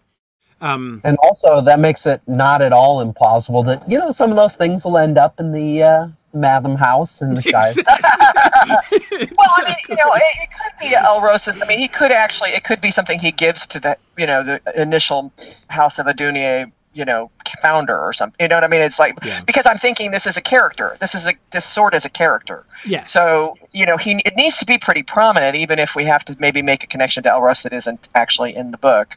But it certainly does need to go to Elendil's ancestor. Right. Point. Somehow. Right. Yeah, exactly. Yes, exactly. And of course, as Nick is reminding us, you know, 2 of these awesome legendary weapons have to end up in the Troll's Cave. Right. Nick also says you can't throw a rock without hitting a named weapon. Yeah. There are a bunch of them to go around at the end of the first stage, is all I'm saying. So, yes. Okay. Well, so we don't have to worry about the split in the King's Line. No, right. Yeah. We just know it has to get to Numenor, and again, that's not hard. In order for it to get to Numenor, all that it has to do is end up with the refugees at the Bay of Balar, and it could get there in any number of ways, right? I mean, as like the refugees from literally everywhere are down there. So I have an idea for a spin-off. Yeah. For our show, The Adventures of Young Narsil. The Adventures of Young Narsil. I mean, you know, I'm talking about it being a character, so why not? You know. Yeah. Narsil's going to have a long career as an Easter egg, basically. You know. Yeah, truly, it's true. That is true. I mean, it's going to be an Easter egg for like a long time. Yeah, I mean, people can mention it, people can name it, right? Yeah. You know, so like we can make sure that happens. Yeah, you know, we'll make sure that Ignor mentions that Narsil is the name of his sword. We'll of course we'll draw attention to its name when it's given to him. When it gets handed off. Oh, I've heard about that sword. Yeah, exactly. So Tolkien fans will be super excited, you know, when that comes up. Yeah, it has Narsil made by Telkar stamped on it. That's right. Right. And then, yeah, it does. It does. Yeah. And everyone else, and then Tolkien fans' friends will roll their eyes at them. Right. Exactly. That's right. In the old and established tradition. So absolutely. Yep. Okay. I also see a merchandising opportunity here between dragon helms and Narsil. And... Oh, absolutely, yeah, no question, no question. The dragon helm is an admittedly complicated but awesome Halloween costume idea. Needless to say. But anyway, yeah, I'm totally fine with the execs getting Ignor. Yes, we are fine with Ignor getting Narsil. No question. I agree. No question. I agree. Narsil Ignor is a fantastic choice for lots of reasons, and and then we can have it again pass off to men through Andreth. Andreth can take his sword, or he could give it to. And I mean, we have to decide how we're going to do the Andreth in the Ignor's death scene and stuff. But anyway, one way or another, that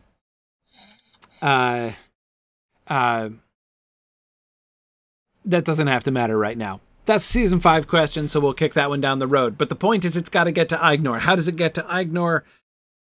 It's special, right? It's a special sword. It's made by Telkar. Telkar doesn't just like mass produce stuff anymore. She's the great craftsman of Belagost. This is going to be a famous work of hers. Why Ignor? How does it end up with Ignor?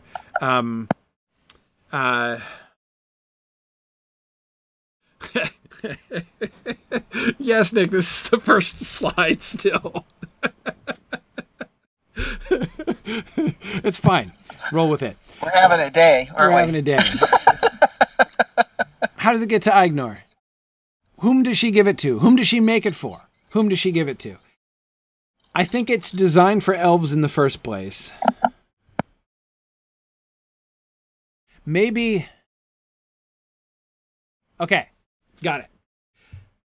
Norn commissions it as a gift for Maglor when Norn, is retiring.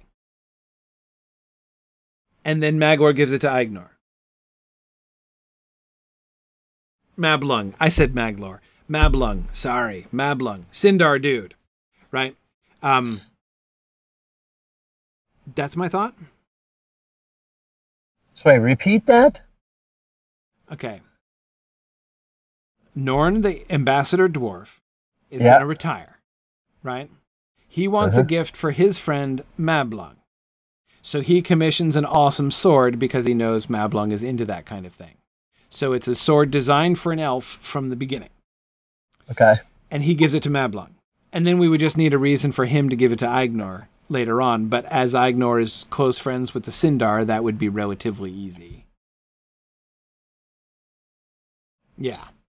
Kind of awkward giving away he's regifting. He's regifting, yeah, exactly. Well, no, but that's what you do, right? I mean, regifting gets a bad name in the modern world, but in old times, that's what you did all the time, right? Like, you know, Beowulf gets gifts from Hrothgar, and then he gives them to other people, like to whom he's grateful. And starting to sound like a Matham. Exactly. It's hard to avoid at the end of the day. But I guess it kind of is. It really does get passed around. It just also gets used a lot. Oh, sorry. Hang on. Maria's telling me they actually wrote a story for this, and it's on the next slide. Okay, all right, hang on. I'll hold this off till the next slide. Let me just touch on the last thing on this slide, and then we'll totally move on to the next slide. We'll absolutely cover 2 slides, and here it goes. Do the Noldor hunter have some sort of conflict with the petty dwarves upon meeting them? We know that the petty dwarves are, in fact, hunted by the elves when they first are seen by mistake. And this is a mistake like the Treebeard mistake, right? You know, I'd almost trodden on you, taking you for little orcs, right? He says to Merry and Pippin. Had he actually killed Merry and Pippin there, that would have been tragic in lots of ways. But of course, he would not have been wicked for doing so. It would have been an honest, though tragical, mistake. We're told about this, by the way, when the petty dwarves are introduced, which is, of course, when Mime is introduced in the Turin story. I can read you the sentence. Before the dwarves of Nogrod and Belgost came west over the mountains, the elves of Beleriand, so we're talking about the Sindar here, knew not what these others were, and they hunted them and slew them, but afterwards they let them alone. So the question is, do we want to have any of that kind of introduction to, you know, do we want to have that? Because that's certainly possible that we could have. We didn't do that with the Sindar for various reasons, mostly because we didn't want to bother with the petty dwarves at the time. So we didn't have their meeting with the dwarves go that way. And instead we had another meeting with the dwarves, which was really cool. So the question is, would we want to have a similar thing? Nothing seems likelier to me than that, like, Celegorm comes to his new country, finds a couple dwarves, and is like, orcs, and kills them, right? And says, hey, what, is the country overrun with these little orcs? Let me hunt them down. Like, that seems really, really, really easy and really plausible. Do we want to do that? I don't think it's necessary. I think it depends on the amount of tension that we want to have, and if we want to have, chiefly, I guess to me the number one question is, do we want to have a significant differentiation in the relationship between the Noldor and the dwarves and the Sindar and the dwarves? Or not? I've already talked about the trade relationships between the Sons of Fëanor and the dwarves, and that could just be enough by itself right there, and that's all, and we're fine. If we wanted there to be some other reasons for tension or grievance, we could easily have some, you know, unintentional killings here. Yeah. Yeah. Okay, so yeah. Well, no, Ellen, they wouldn't trade with them while thinking they are orcs, right? They would realize their mistake. And of course, see, one of the possible advantages of this is that the wrong-footedness of the Noldor in their initial interactions, the Noldor would have something to apologize for. Surprise, surprise, like what else is new? The Noldor would have something to apologize for here. Oops, did I accidentally slay your kin? I'm sorry. That happens sometimes, but I'm getting over it. And anyway, so like that could color the initial relations with them. You know, again, if the Noldor, sorry, that was just a strange sound here, and I realize it's contractors upstairs cutting something. Hopefully something they're supposed to be cutting. It sounds like a horn. Like, I'm like, is that a horn I hear in the hills ringing? No, it's just a contractor. Fear, fire, foes, awake! Yeah, I know. That's what I was worried about. Okay, sorry. Okay, whew. If the Noldor are approaching their first formal negotiations with the dwarves with an apology, it actually gives the dwarves an advantage, right, in their first, which might be kind of helpful. So that's kind of what I would say, but it might just be kind of too complicated, I think, to really sort of go there. Yeah, and I agree, Ellen, the Feanorians are not super inclined to polite, gracious apologies. Very true. Very true. But again, this would be, I could see that this would be more, would be part of the Curufin coming in and approaching the situation with wile when his brothers are wanting to approach it with blunt force trauma. So I could see that working, but it's fine. As Nick says, I'm loath to pass up an opportunity to make elves look bad, but we do have a bunch of other narratives to juggle. Fair enough. Fair enough. Yeah, no, Ellen, you're right. We would have to have, the Feanorians would have to realize that the dwarves aren't orcs at all. And I agree. This is where my fear is that trying to do this would just be too cumbersome. It would introduce more scenes that we would have to do in order to make it all work. Yeah. Okay, cool. So, great. So we won't include that. Anyway, now here I am moving on to the next slide for you, Marie. Okay. Let me try to follow this here. So here's the story. Fingon visits Himring, sure, as he's going to do, right? Inviting Angrod and Aignor to come with him, right? Angrod declines, right? Because he was the one really ticked off at the Feanorians, even back before the crossing of the Helcaraxa, so that's fine. Caranthir and a dwarf caravan arrive at Himring during the visit. Okay. Aignor meets the dwarves, specifically Telkar, and is very enthusiastic about talking shop, sure. Caranthir, being his usual unfriendly self, demands that the dwarves reward his half-cousin for his wise counsel. Ooh. Oh. Okay, but I don't want Narsil to be ungrudgingly given. That makes... I don't want there to be a stain on Narsil's history. See what I mean? Sorry, I was just seeing Ellen's suggestion. If we could just split this one season into 2 before the men arrive. Ha ha ha. Anyway, but yeah, no, I wouldn't like. It was. You said you don't want it ungrudgingly given? I don't want it grudgingly given. Grudgingly. Okay. Did he say ungrudgingly? I thought he said ungrudgingly. I might have. Okay. But I don't want there to be a stain on it. I don't want it ungrudgingly given. I want it ungrudgingly given. Yeah. Yes, there you go. I do. Okay. Ungrudging is my positive desire. I don't want to go back to, because finding like the original, the origin story, millennia before of the sword that Aragorn is going to be wielding, in the Lord of the Rings, to find that ultimately it's like it began at an act of extortion is like. Oh yeah, no. Can you imagine? Well, and even before Aragorn, Elendil uses it to cut the ring off Sauron's. It's like it's. Oh, exactly. Yeah. I'm imagining the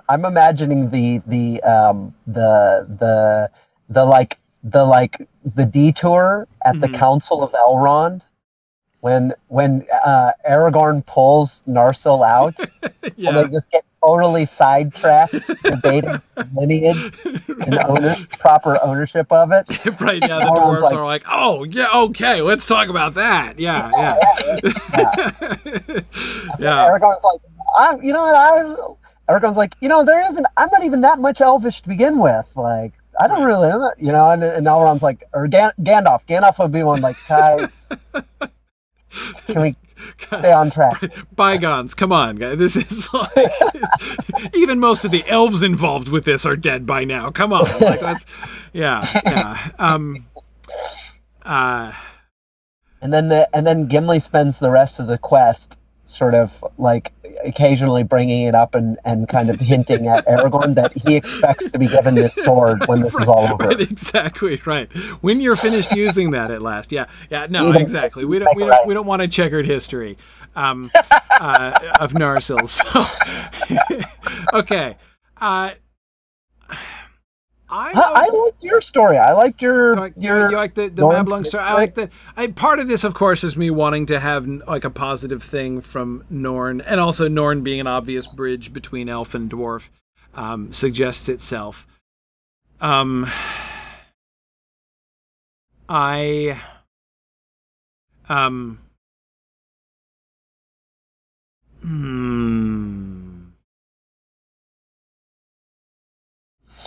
On the one hand, so here's what I like most about this scene.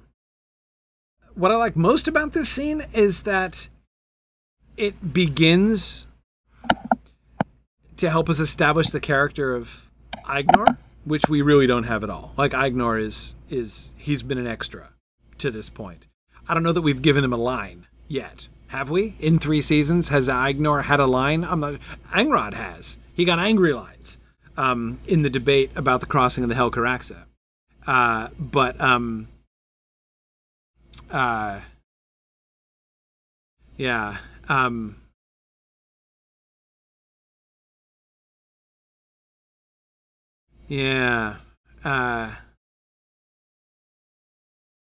exactly. So Maria, that's what I thought. The audience doesn't really know Agnor. So if we're going to have him be, I mean, he's going to be the hero of a love story in season 5. So establishing him as more than just, yeah. And I agree with you, Dave, about the regifting thing. That's weird. I mean, it's not weird, but it would seem funny in ways that we wouldn't want it to be. I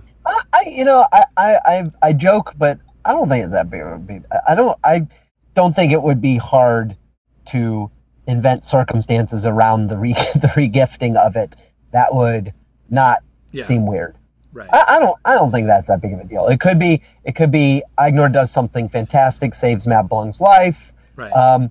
Maybe he tosses it to Agnor in the middle of a Agnor is weaponless, and he throws it to Agnor so he can defend himself in the middle of a battle, and then he wields it so heroically that Mablung says, "You obviously, like that belongs with you. Like it's clear to me." Or it could be any number of things.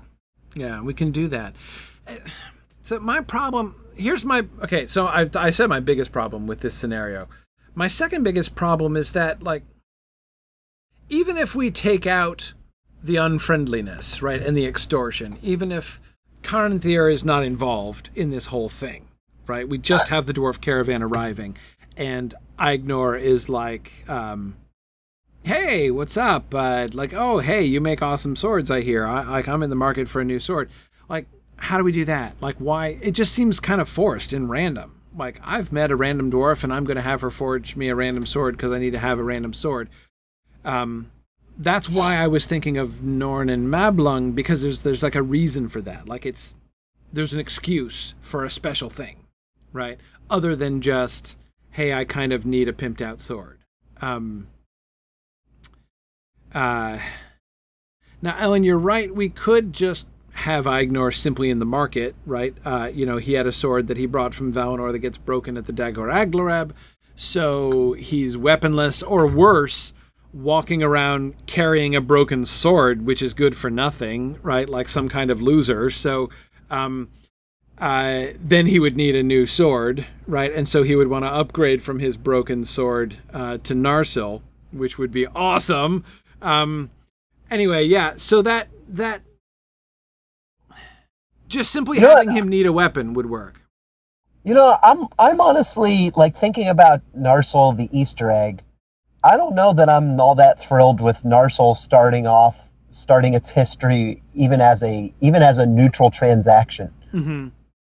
Yeah, I think I'd kind of like to see like a some initial like something cool or interesting happen with it. Right. Yeah.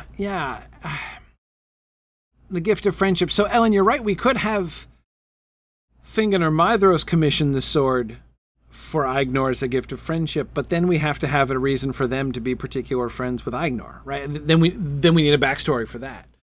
So like one way or another, all of this all boils down into one point. What is the time frame? Yeah, I was gonna say, what's the time frame for Aignor getting this? Well, he needs to have it he needs to have it this season, okay, because we have a shelf life on Telkar, right? She's getting old. And if we're stretching her out to the beginning of next season to make the Dragon Helm, that's as far as we can take her. And secondly,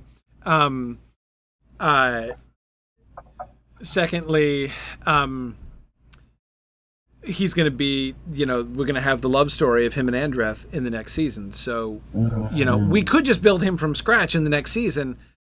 That would be, that theoretically could work, right? So if the sword goes to somebody else and is then given, so like if it goes to Mablung or somebody and then is given to Aignor, that wouldn't have to happen until the next season necessarily. Like it could be a season 5, like Aignor getting the sword could be a season 5 thing. A person who goes by the name of Fishherdess on Twitch thinks that Narsil replacing somebody's broken sword is kind of adorable, right? It is poetic. I have to admit I was completely joking about that, but I think it's kind of funny. Yeah. But I don't want it to be like someone comes into a shop with a broken sword and then sees Narsil in the mall and says, how about that one? Right. How about that one? Exactly. Telkar checks the price tag. Yeah. Yeah. Yeah, exactly. But what about like in the midst of battle, someone's sword breaks and then somebody else tosses it to them? Or that's possible. The problem is we have a scarcity of battles during this. The Dagor Aglareb is really our only option there, which we could do theoretically. That's possible. What if Narsil plays a key role in driving back Glaurung?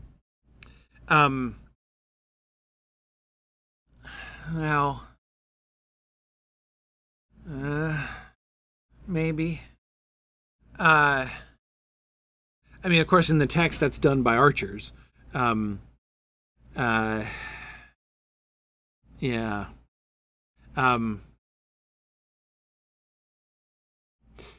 Now, I do like Ellen's suggestion by having it be a gift from like a Noldo to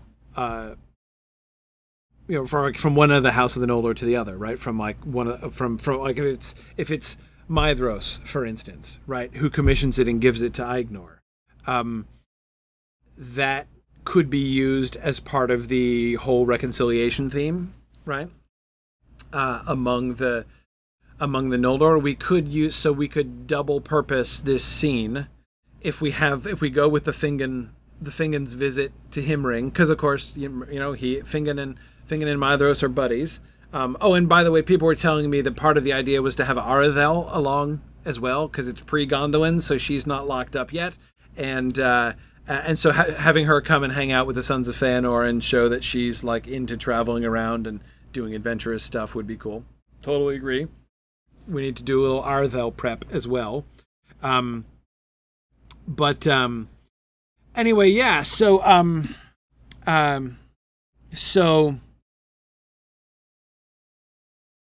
if Aignor is there, Aignor is kind of in that group, right? Fingon, Aredhel, Maedhros. Aignor is the only child of Finarfin in the room, right? The ones who are like the most aggrieved about the kinslaying. So Aignor going at all could be made to be seen as could be made to show a willingness to reconciliation, and then a commission from Maedhros to Telkar on Aignor's behalf would be a gesture. right? And Nick suggests that could be a specific reason why Maedhros reached out to him through Fingon, because Maedhros is thinking that of the sons of Finarfin, Aignor is one of the ones who would be most likely to be willing to reconcile. Finrod too, but he's busy. And further away as well. Okay. I mean, I like the multi-purpose of that.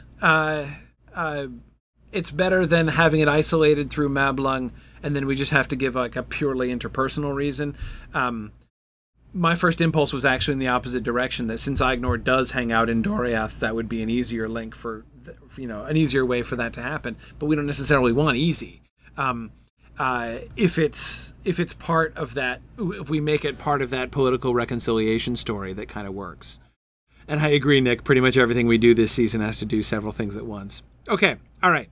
So let's keep Caranthir out of it, and I like it in that way. It can be the way in which Aignor is warming up to Maedhros, personally, certainly. Not necessarily all the Sons of Feanor, but certainly to Maedhros. And we do have to show, since we do have to show that Aignor is going to be willing to fight alongside the Sons of Feanor, right? And we have to show Maedhros actively working to establish positive relationships with the rest of the Noldor, even if his brothers aren't really bothered. Yes. So Marie, I think that's right. That seems to me a good summary. So Fingon, Arethel, and Aignor visit Himring and Maedhros sometime after the Dagor Aglareb and before the establishment of Gondolin. This could even be like part of Arethel's unannounced farewell tour, right? Her last trip out before she and Turgon go to Gondolin. Exactly, yeah. So epic name, that's exactly it. So Narsil, then the origin story of Narsil is as a peace bringer, right? And that's kind of cool, right? I like it. That's nice. That's nice. It is a sign of reconciliation from the beginning. Yeah, I like that. Okay, cool. Yeah, of course, Arethel's not going to mention that it's her farewell tour. She might not even know, right? She might not know until... I mean, I'm kind of imagining a scene where after they're in Gondolin, Turgon says, this is what's going to happen, right? We're shutting the doors and nobody's leaving. And Arethel's like, okay. And she's got to make a choice. I don't think we ever held against her will. She's got to make a choice, and she chooses to stay, but it's a choice that she's going to come to regret. Anyway, okay. Cool. Hey, let's start talking about Eöl. We don't have much time, but we can start talking about Eöl. If we don't at least begin, I'm going to be super depressed. So, Eöl. Eöl was last seen storming out of the meeting where the Avari decided to stay in Middle-earth. So we last saw Eöl in episode 3 of season 2. So it's been ages since we've seen Eöl, literally ages. Things that need to be true of Eöl. He is A, creepy. He is B, liking the darkness. He is C, friends with the dwarves and works more closely with them than any of the other of the elves. And we know he's going to live in Nan Elmoth. We know he's going to be established there before the Noldor arrive, because he still holds grudges about the Noldor coming and claiming all this territory for themselves. And we know that he is going to have to pay Thingol with Anglachel for the rights to live in Nan Elmoth. He's going to be the first elf to purchase real estate from another elf, as far as we know. Yeah.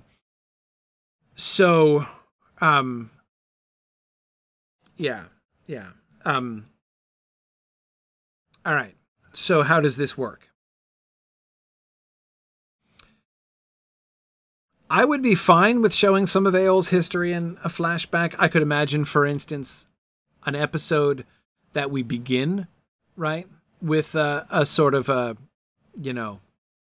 meanwhile, back before the rising of the sun, right, and then we show some of Eöl's history, and then we use that as a segue into establishing Eöl I wouldn't have a particular problem with that. Yeah. Okay. Yeah, and I think this idea, the star, is really interesting. I think I really like this idea.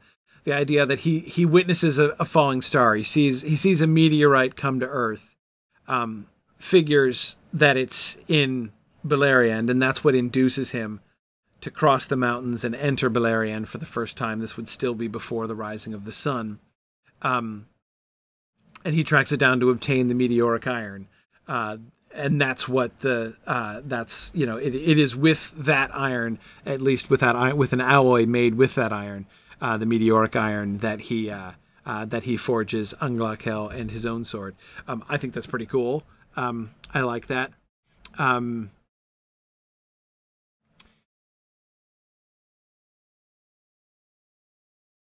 That's a good way to get him there. Now let's think about him and his relationship with Thingol. That would be the next thing. Totally agree that we want Eol happily established, or as happy as he is going to be, in Beleriand prior to the Noldor arriving. Clearly, that's important. Nen Elmoth, where he ends up, is also near the spot where Thingol and Melian had their meeting, right? Where Thingol was sort of in stasis for a long time. Is that why Thingol is reluctant to let him live there? Is that why he wants to live there in the first place? If it's important personally to Thingol and to Melian, why does he want to live there anyway? Like, what's up with that? Why that chunk of woods? I mean, Beleriand is a big place and largely uninhabited by this time. Morgoth is still in Valinor, right? So things are relatively quiet on the Middle-earth front, and the Sindar are focused in Doriath and where they are, and the Green Elves haven't even come in yet. So he's got a lot of area. Why choose the one place which is, you know, like, of sacred memory to Thingol and Melian, and be like, no, here's where I want to live? I mean, is he just a jerk? Is there something that he, something like residual magic there is something I was kind of thinking too, Ellen. It seems a little bit, like, I don't know, kind of hand waving. I mean, we have to do some hand waving about that. He would have to calculate that it's potent in some way. The long presence of Melian left a residual virtue on the land. So, right. So he is going to be setting up that, as you guys are talking about, that sort of, you know, pseudo girdle, right? Eol will have control of, around Nan Elmoth, this sort of spell of bewilderment and confusion, right? Which is like the girdle, but not the same as the girdle, not as powerful as the girdle, and more creepy than the girdle. But yeah, so I guess, I can't think of any other reason why he would fixate on that spot. Literally the only thing special about that place is the Thingol and Melian connection. So if it's not for that, if there's not some practical reason for that, why on earth would he possibly do that? So maybe he comes across it in his, so he goes and he finds the star metal, and he is sort of traveling and looking for a place to be, and comes across Nan Elmoth and is like, I can do something here, right? And it is an especially dark forest in the text, Ellen, but again, I'm not sure the cause and effect relationship there, right? Did Eol like it because it was especially dark, or was it especially dark because Eol liked it, right?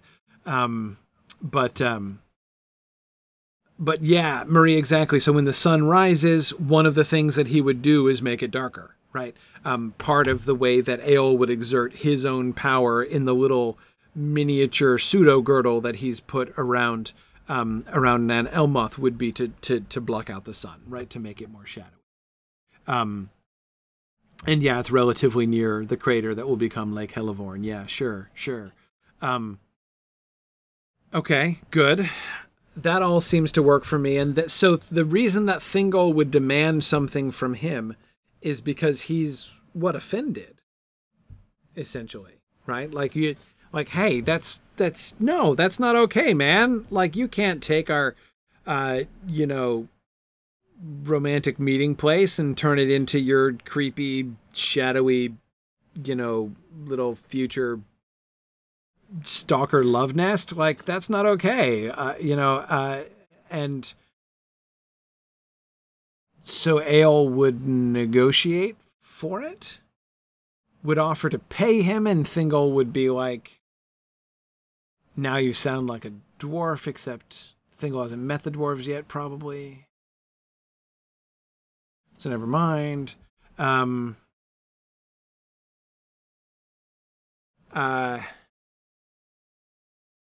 Yeah. What if in negotiating, Eöl agrees to what if Thingol sets up like a little monument, and then Eöl's the groundskeeper for it. Groundskeeper. It's like the creepy groundskeeper. And then he just moves in, right? And he's like, yep. That's funny. That's funny. He probably should buy it before the sun rises, because after the sun, Eöl should be there should be a level of creep here, right? Mm-hmm. I mean, we can't have Eöl maximum creepy from day one. We saw him grumpy back at the original council, right? Back at the Elves Council at Cuiviénen. He was grumpy then. He was grumpy and kind of intolerant, and he stormed out of that meeting, and wanted nothing to do with the stuff that they were doing. So he distanced himself from them. So there we saw him grumpy, but again, not necessarily creepy, not necessarily sketchy, just, sort of the outspoken, angry spokesperson of the Avari there. So then when he meets Thingol, so I would think that his anger at the Noldor would affect him. In other words, we can make Eöl another example of non-reconciliation, right?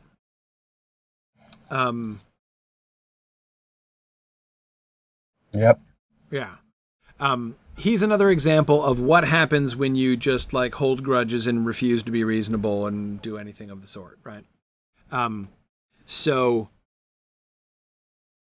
therefore, I would think that when the sun rises and everyone's like, hooray, the sun has risen, that's pretty cool, and the Valar are like doing something, and this has got to be a good thing, right? If Eöl's response to that is like, curse the yellow face, and I'm going to like make my woods particularly shadowy and dark, I would think that, this would send up red flags for Thingol if that guy then approaches and is like, so what do you think I've done with the place, right? I've made it like, he'd be like, no, I need at least 3 or 4 swords before I'm going to give you that, no way. So if he's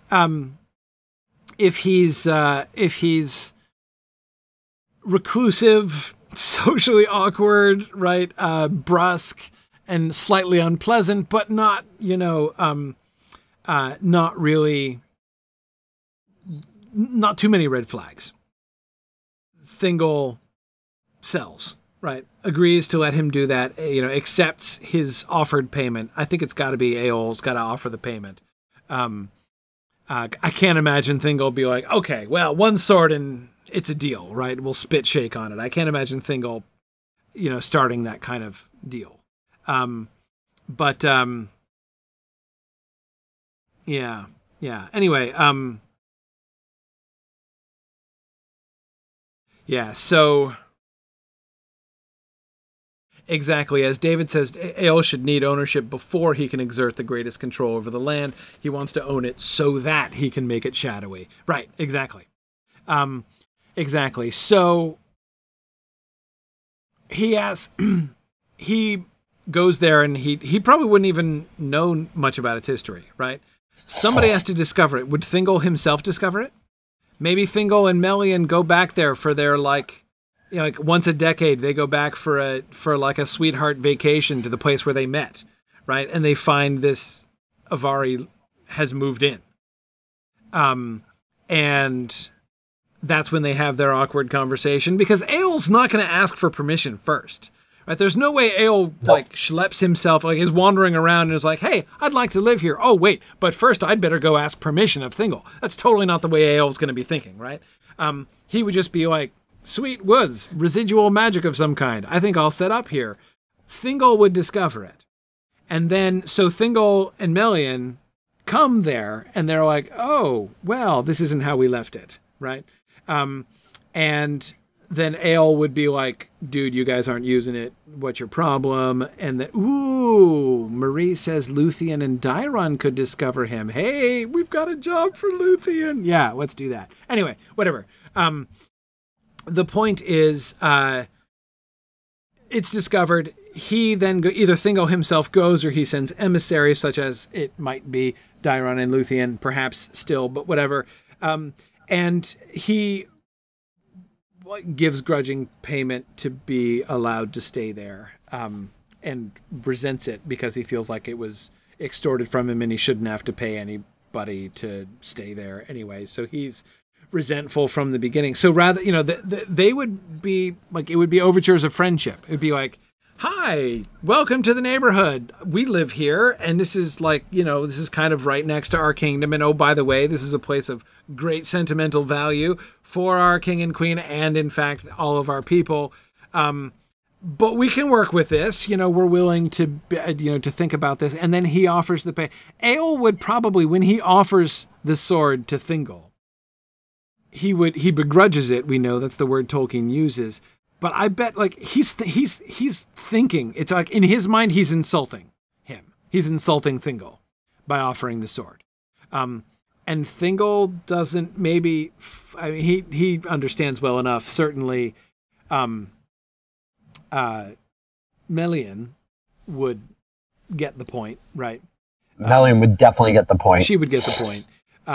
But he would accept the sword, and because Thingol is willing to make peace with this awkward neighbor, right? And thinks that the simplest thing to do is to sort of accept the payment, and the two of them will, kind of move on, and they'll deal with not having their anniversary spot anymore, right? Yeah. No, so the way that we convey that it is both begrudged and initiated by Eöl is that it shows the way that he thinks. He can tell that they don't want him to live there, right? He feels like he has every right to be there. Nobody was using this place, right? And like, we come here once every 450 years is not a good enough reason for like me not to live here. So he's like, he feels like he's got squatter's rights in this place, and they're trying to evict him, or at least guilt him into what? He's not even really sure exactly, right? Because he's not going to be cooperating with them. He's not going to really see where they're coming from because they're not using this place, and he wants to, right?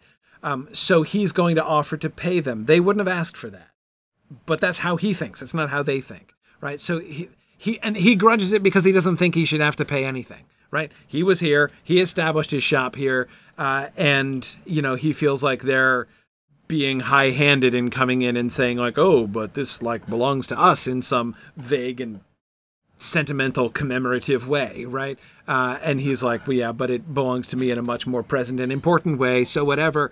But he realizes they are more than he is, they are stronger than he is, and so he resentfully says, well, fine, well, I'll pay you then, right? Here, I will give you this sword, which is like way better than you know how to use. And she they perceive, she perceives that he's being super grumpy. And Thingol is like, okay, how about we just accept the awkward payment and then we back slowly away and call it even, right? And so he's compromising by letting Eol totally wreck their honeymoon spot, right?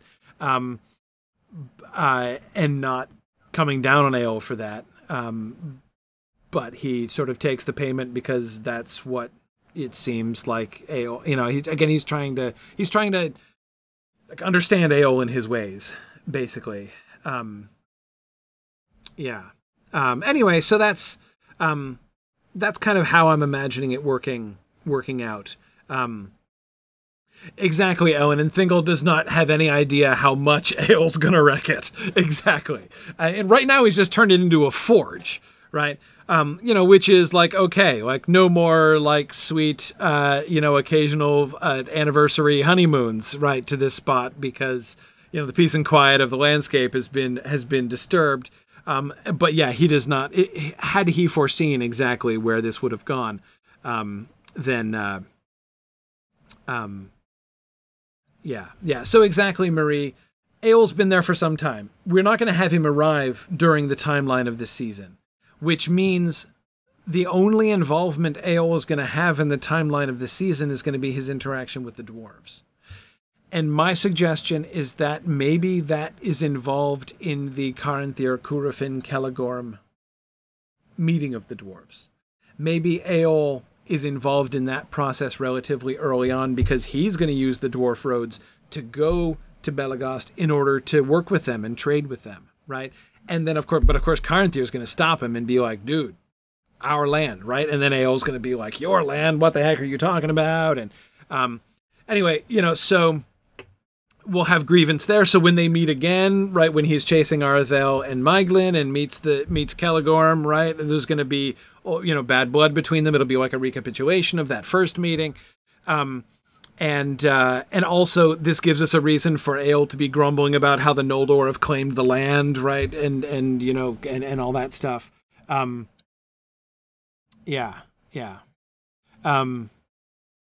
So Marie, I think the transaction with the sword,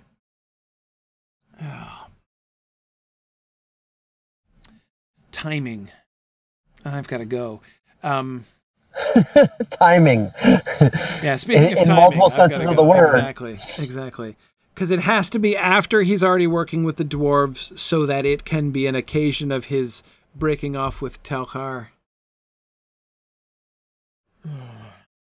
Yeah, I was imagining the transaction as being back before the rising of the sun, so prior to this season. But we kind of need the foraging to happen in this season. Yep.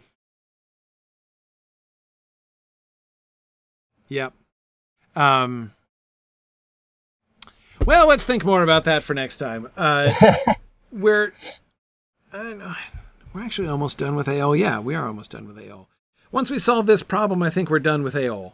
And we've set him up. Of course, we're going to have the primary Eol thing next season with Arthel. Right? That's not this season, right? That's next season, the Arthel story? Yeah, I think that's next season. I think that's next season, right? Yes. So that we can have her established in Gondolin and not look like she's getting tired of Gondolin in 15 minutes. I remember talking about that. So, okay, right. Good. So, all right, so let's try to solve this timeline issue with the forging of Anglachel and the gifting. And we'll see what we can do with that at the beginning of next time, and then we'll move on to the bad guys after that. Okay, cool. Excellent. Thanks for that. Thanks everybody for joining us. So definitely bad guys next time. And in the context of the bad guys, we'll also be thinking about the fall of man out at Hildorian. And one of the main questions for me as we're thinking about the bad guys, so another thing for everybody to be thinking about a lot is which elves are going to be captured, right? How are we going to handle that? Are we going to capture and release a bunch of red shirt elves? Are we going to suborn some named elves or spouses of named elves or something? to be spies of Sauron? How are we gonna handle that? That's to me a really big question, because it's one of those things that gets like 3 sentences in the Silmarillion, but which, you know, when you read those 3 sentences, you're like, oh man, that's a big story right there, right? Like if you really, that's a, you know, the whole, like, those are 3 sentences which contain, you know, massive quantities of heartbreak and betrayal and grief and all kinds of things. So we definitely want to get us some of that. So, but we have to think about who it's going to be, because we have to put some kind of limit on the number of characters we attempt to introduce in this series, right? The Silmarillion is full enough of characters, and here we are, you know, we've added bunches, and, you know, we have good reasons for doing it, but we got to be super careful here and think about what we can do with that. So anyhow, let's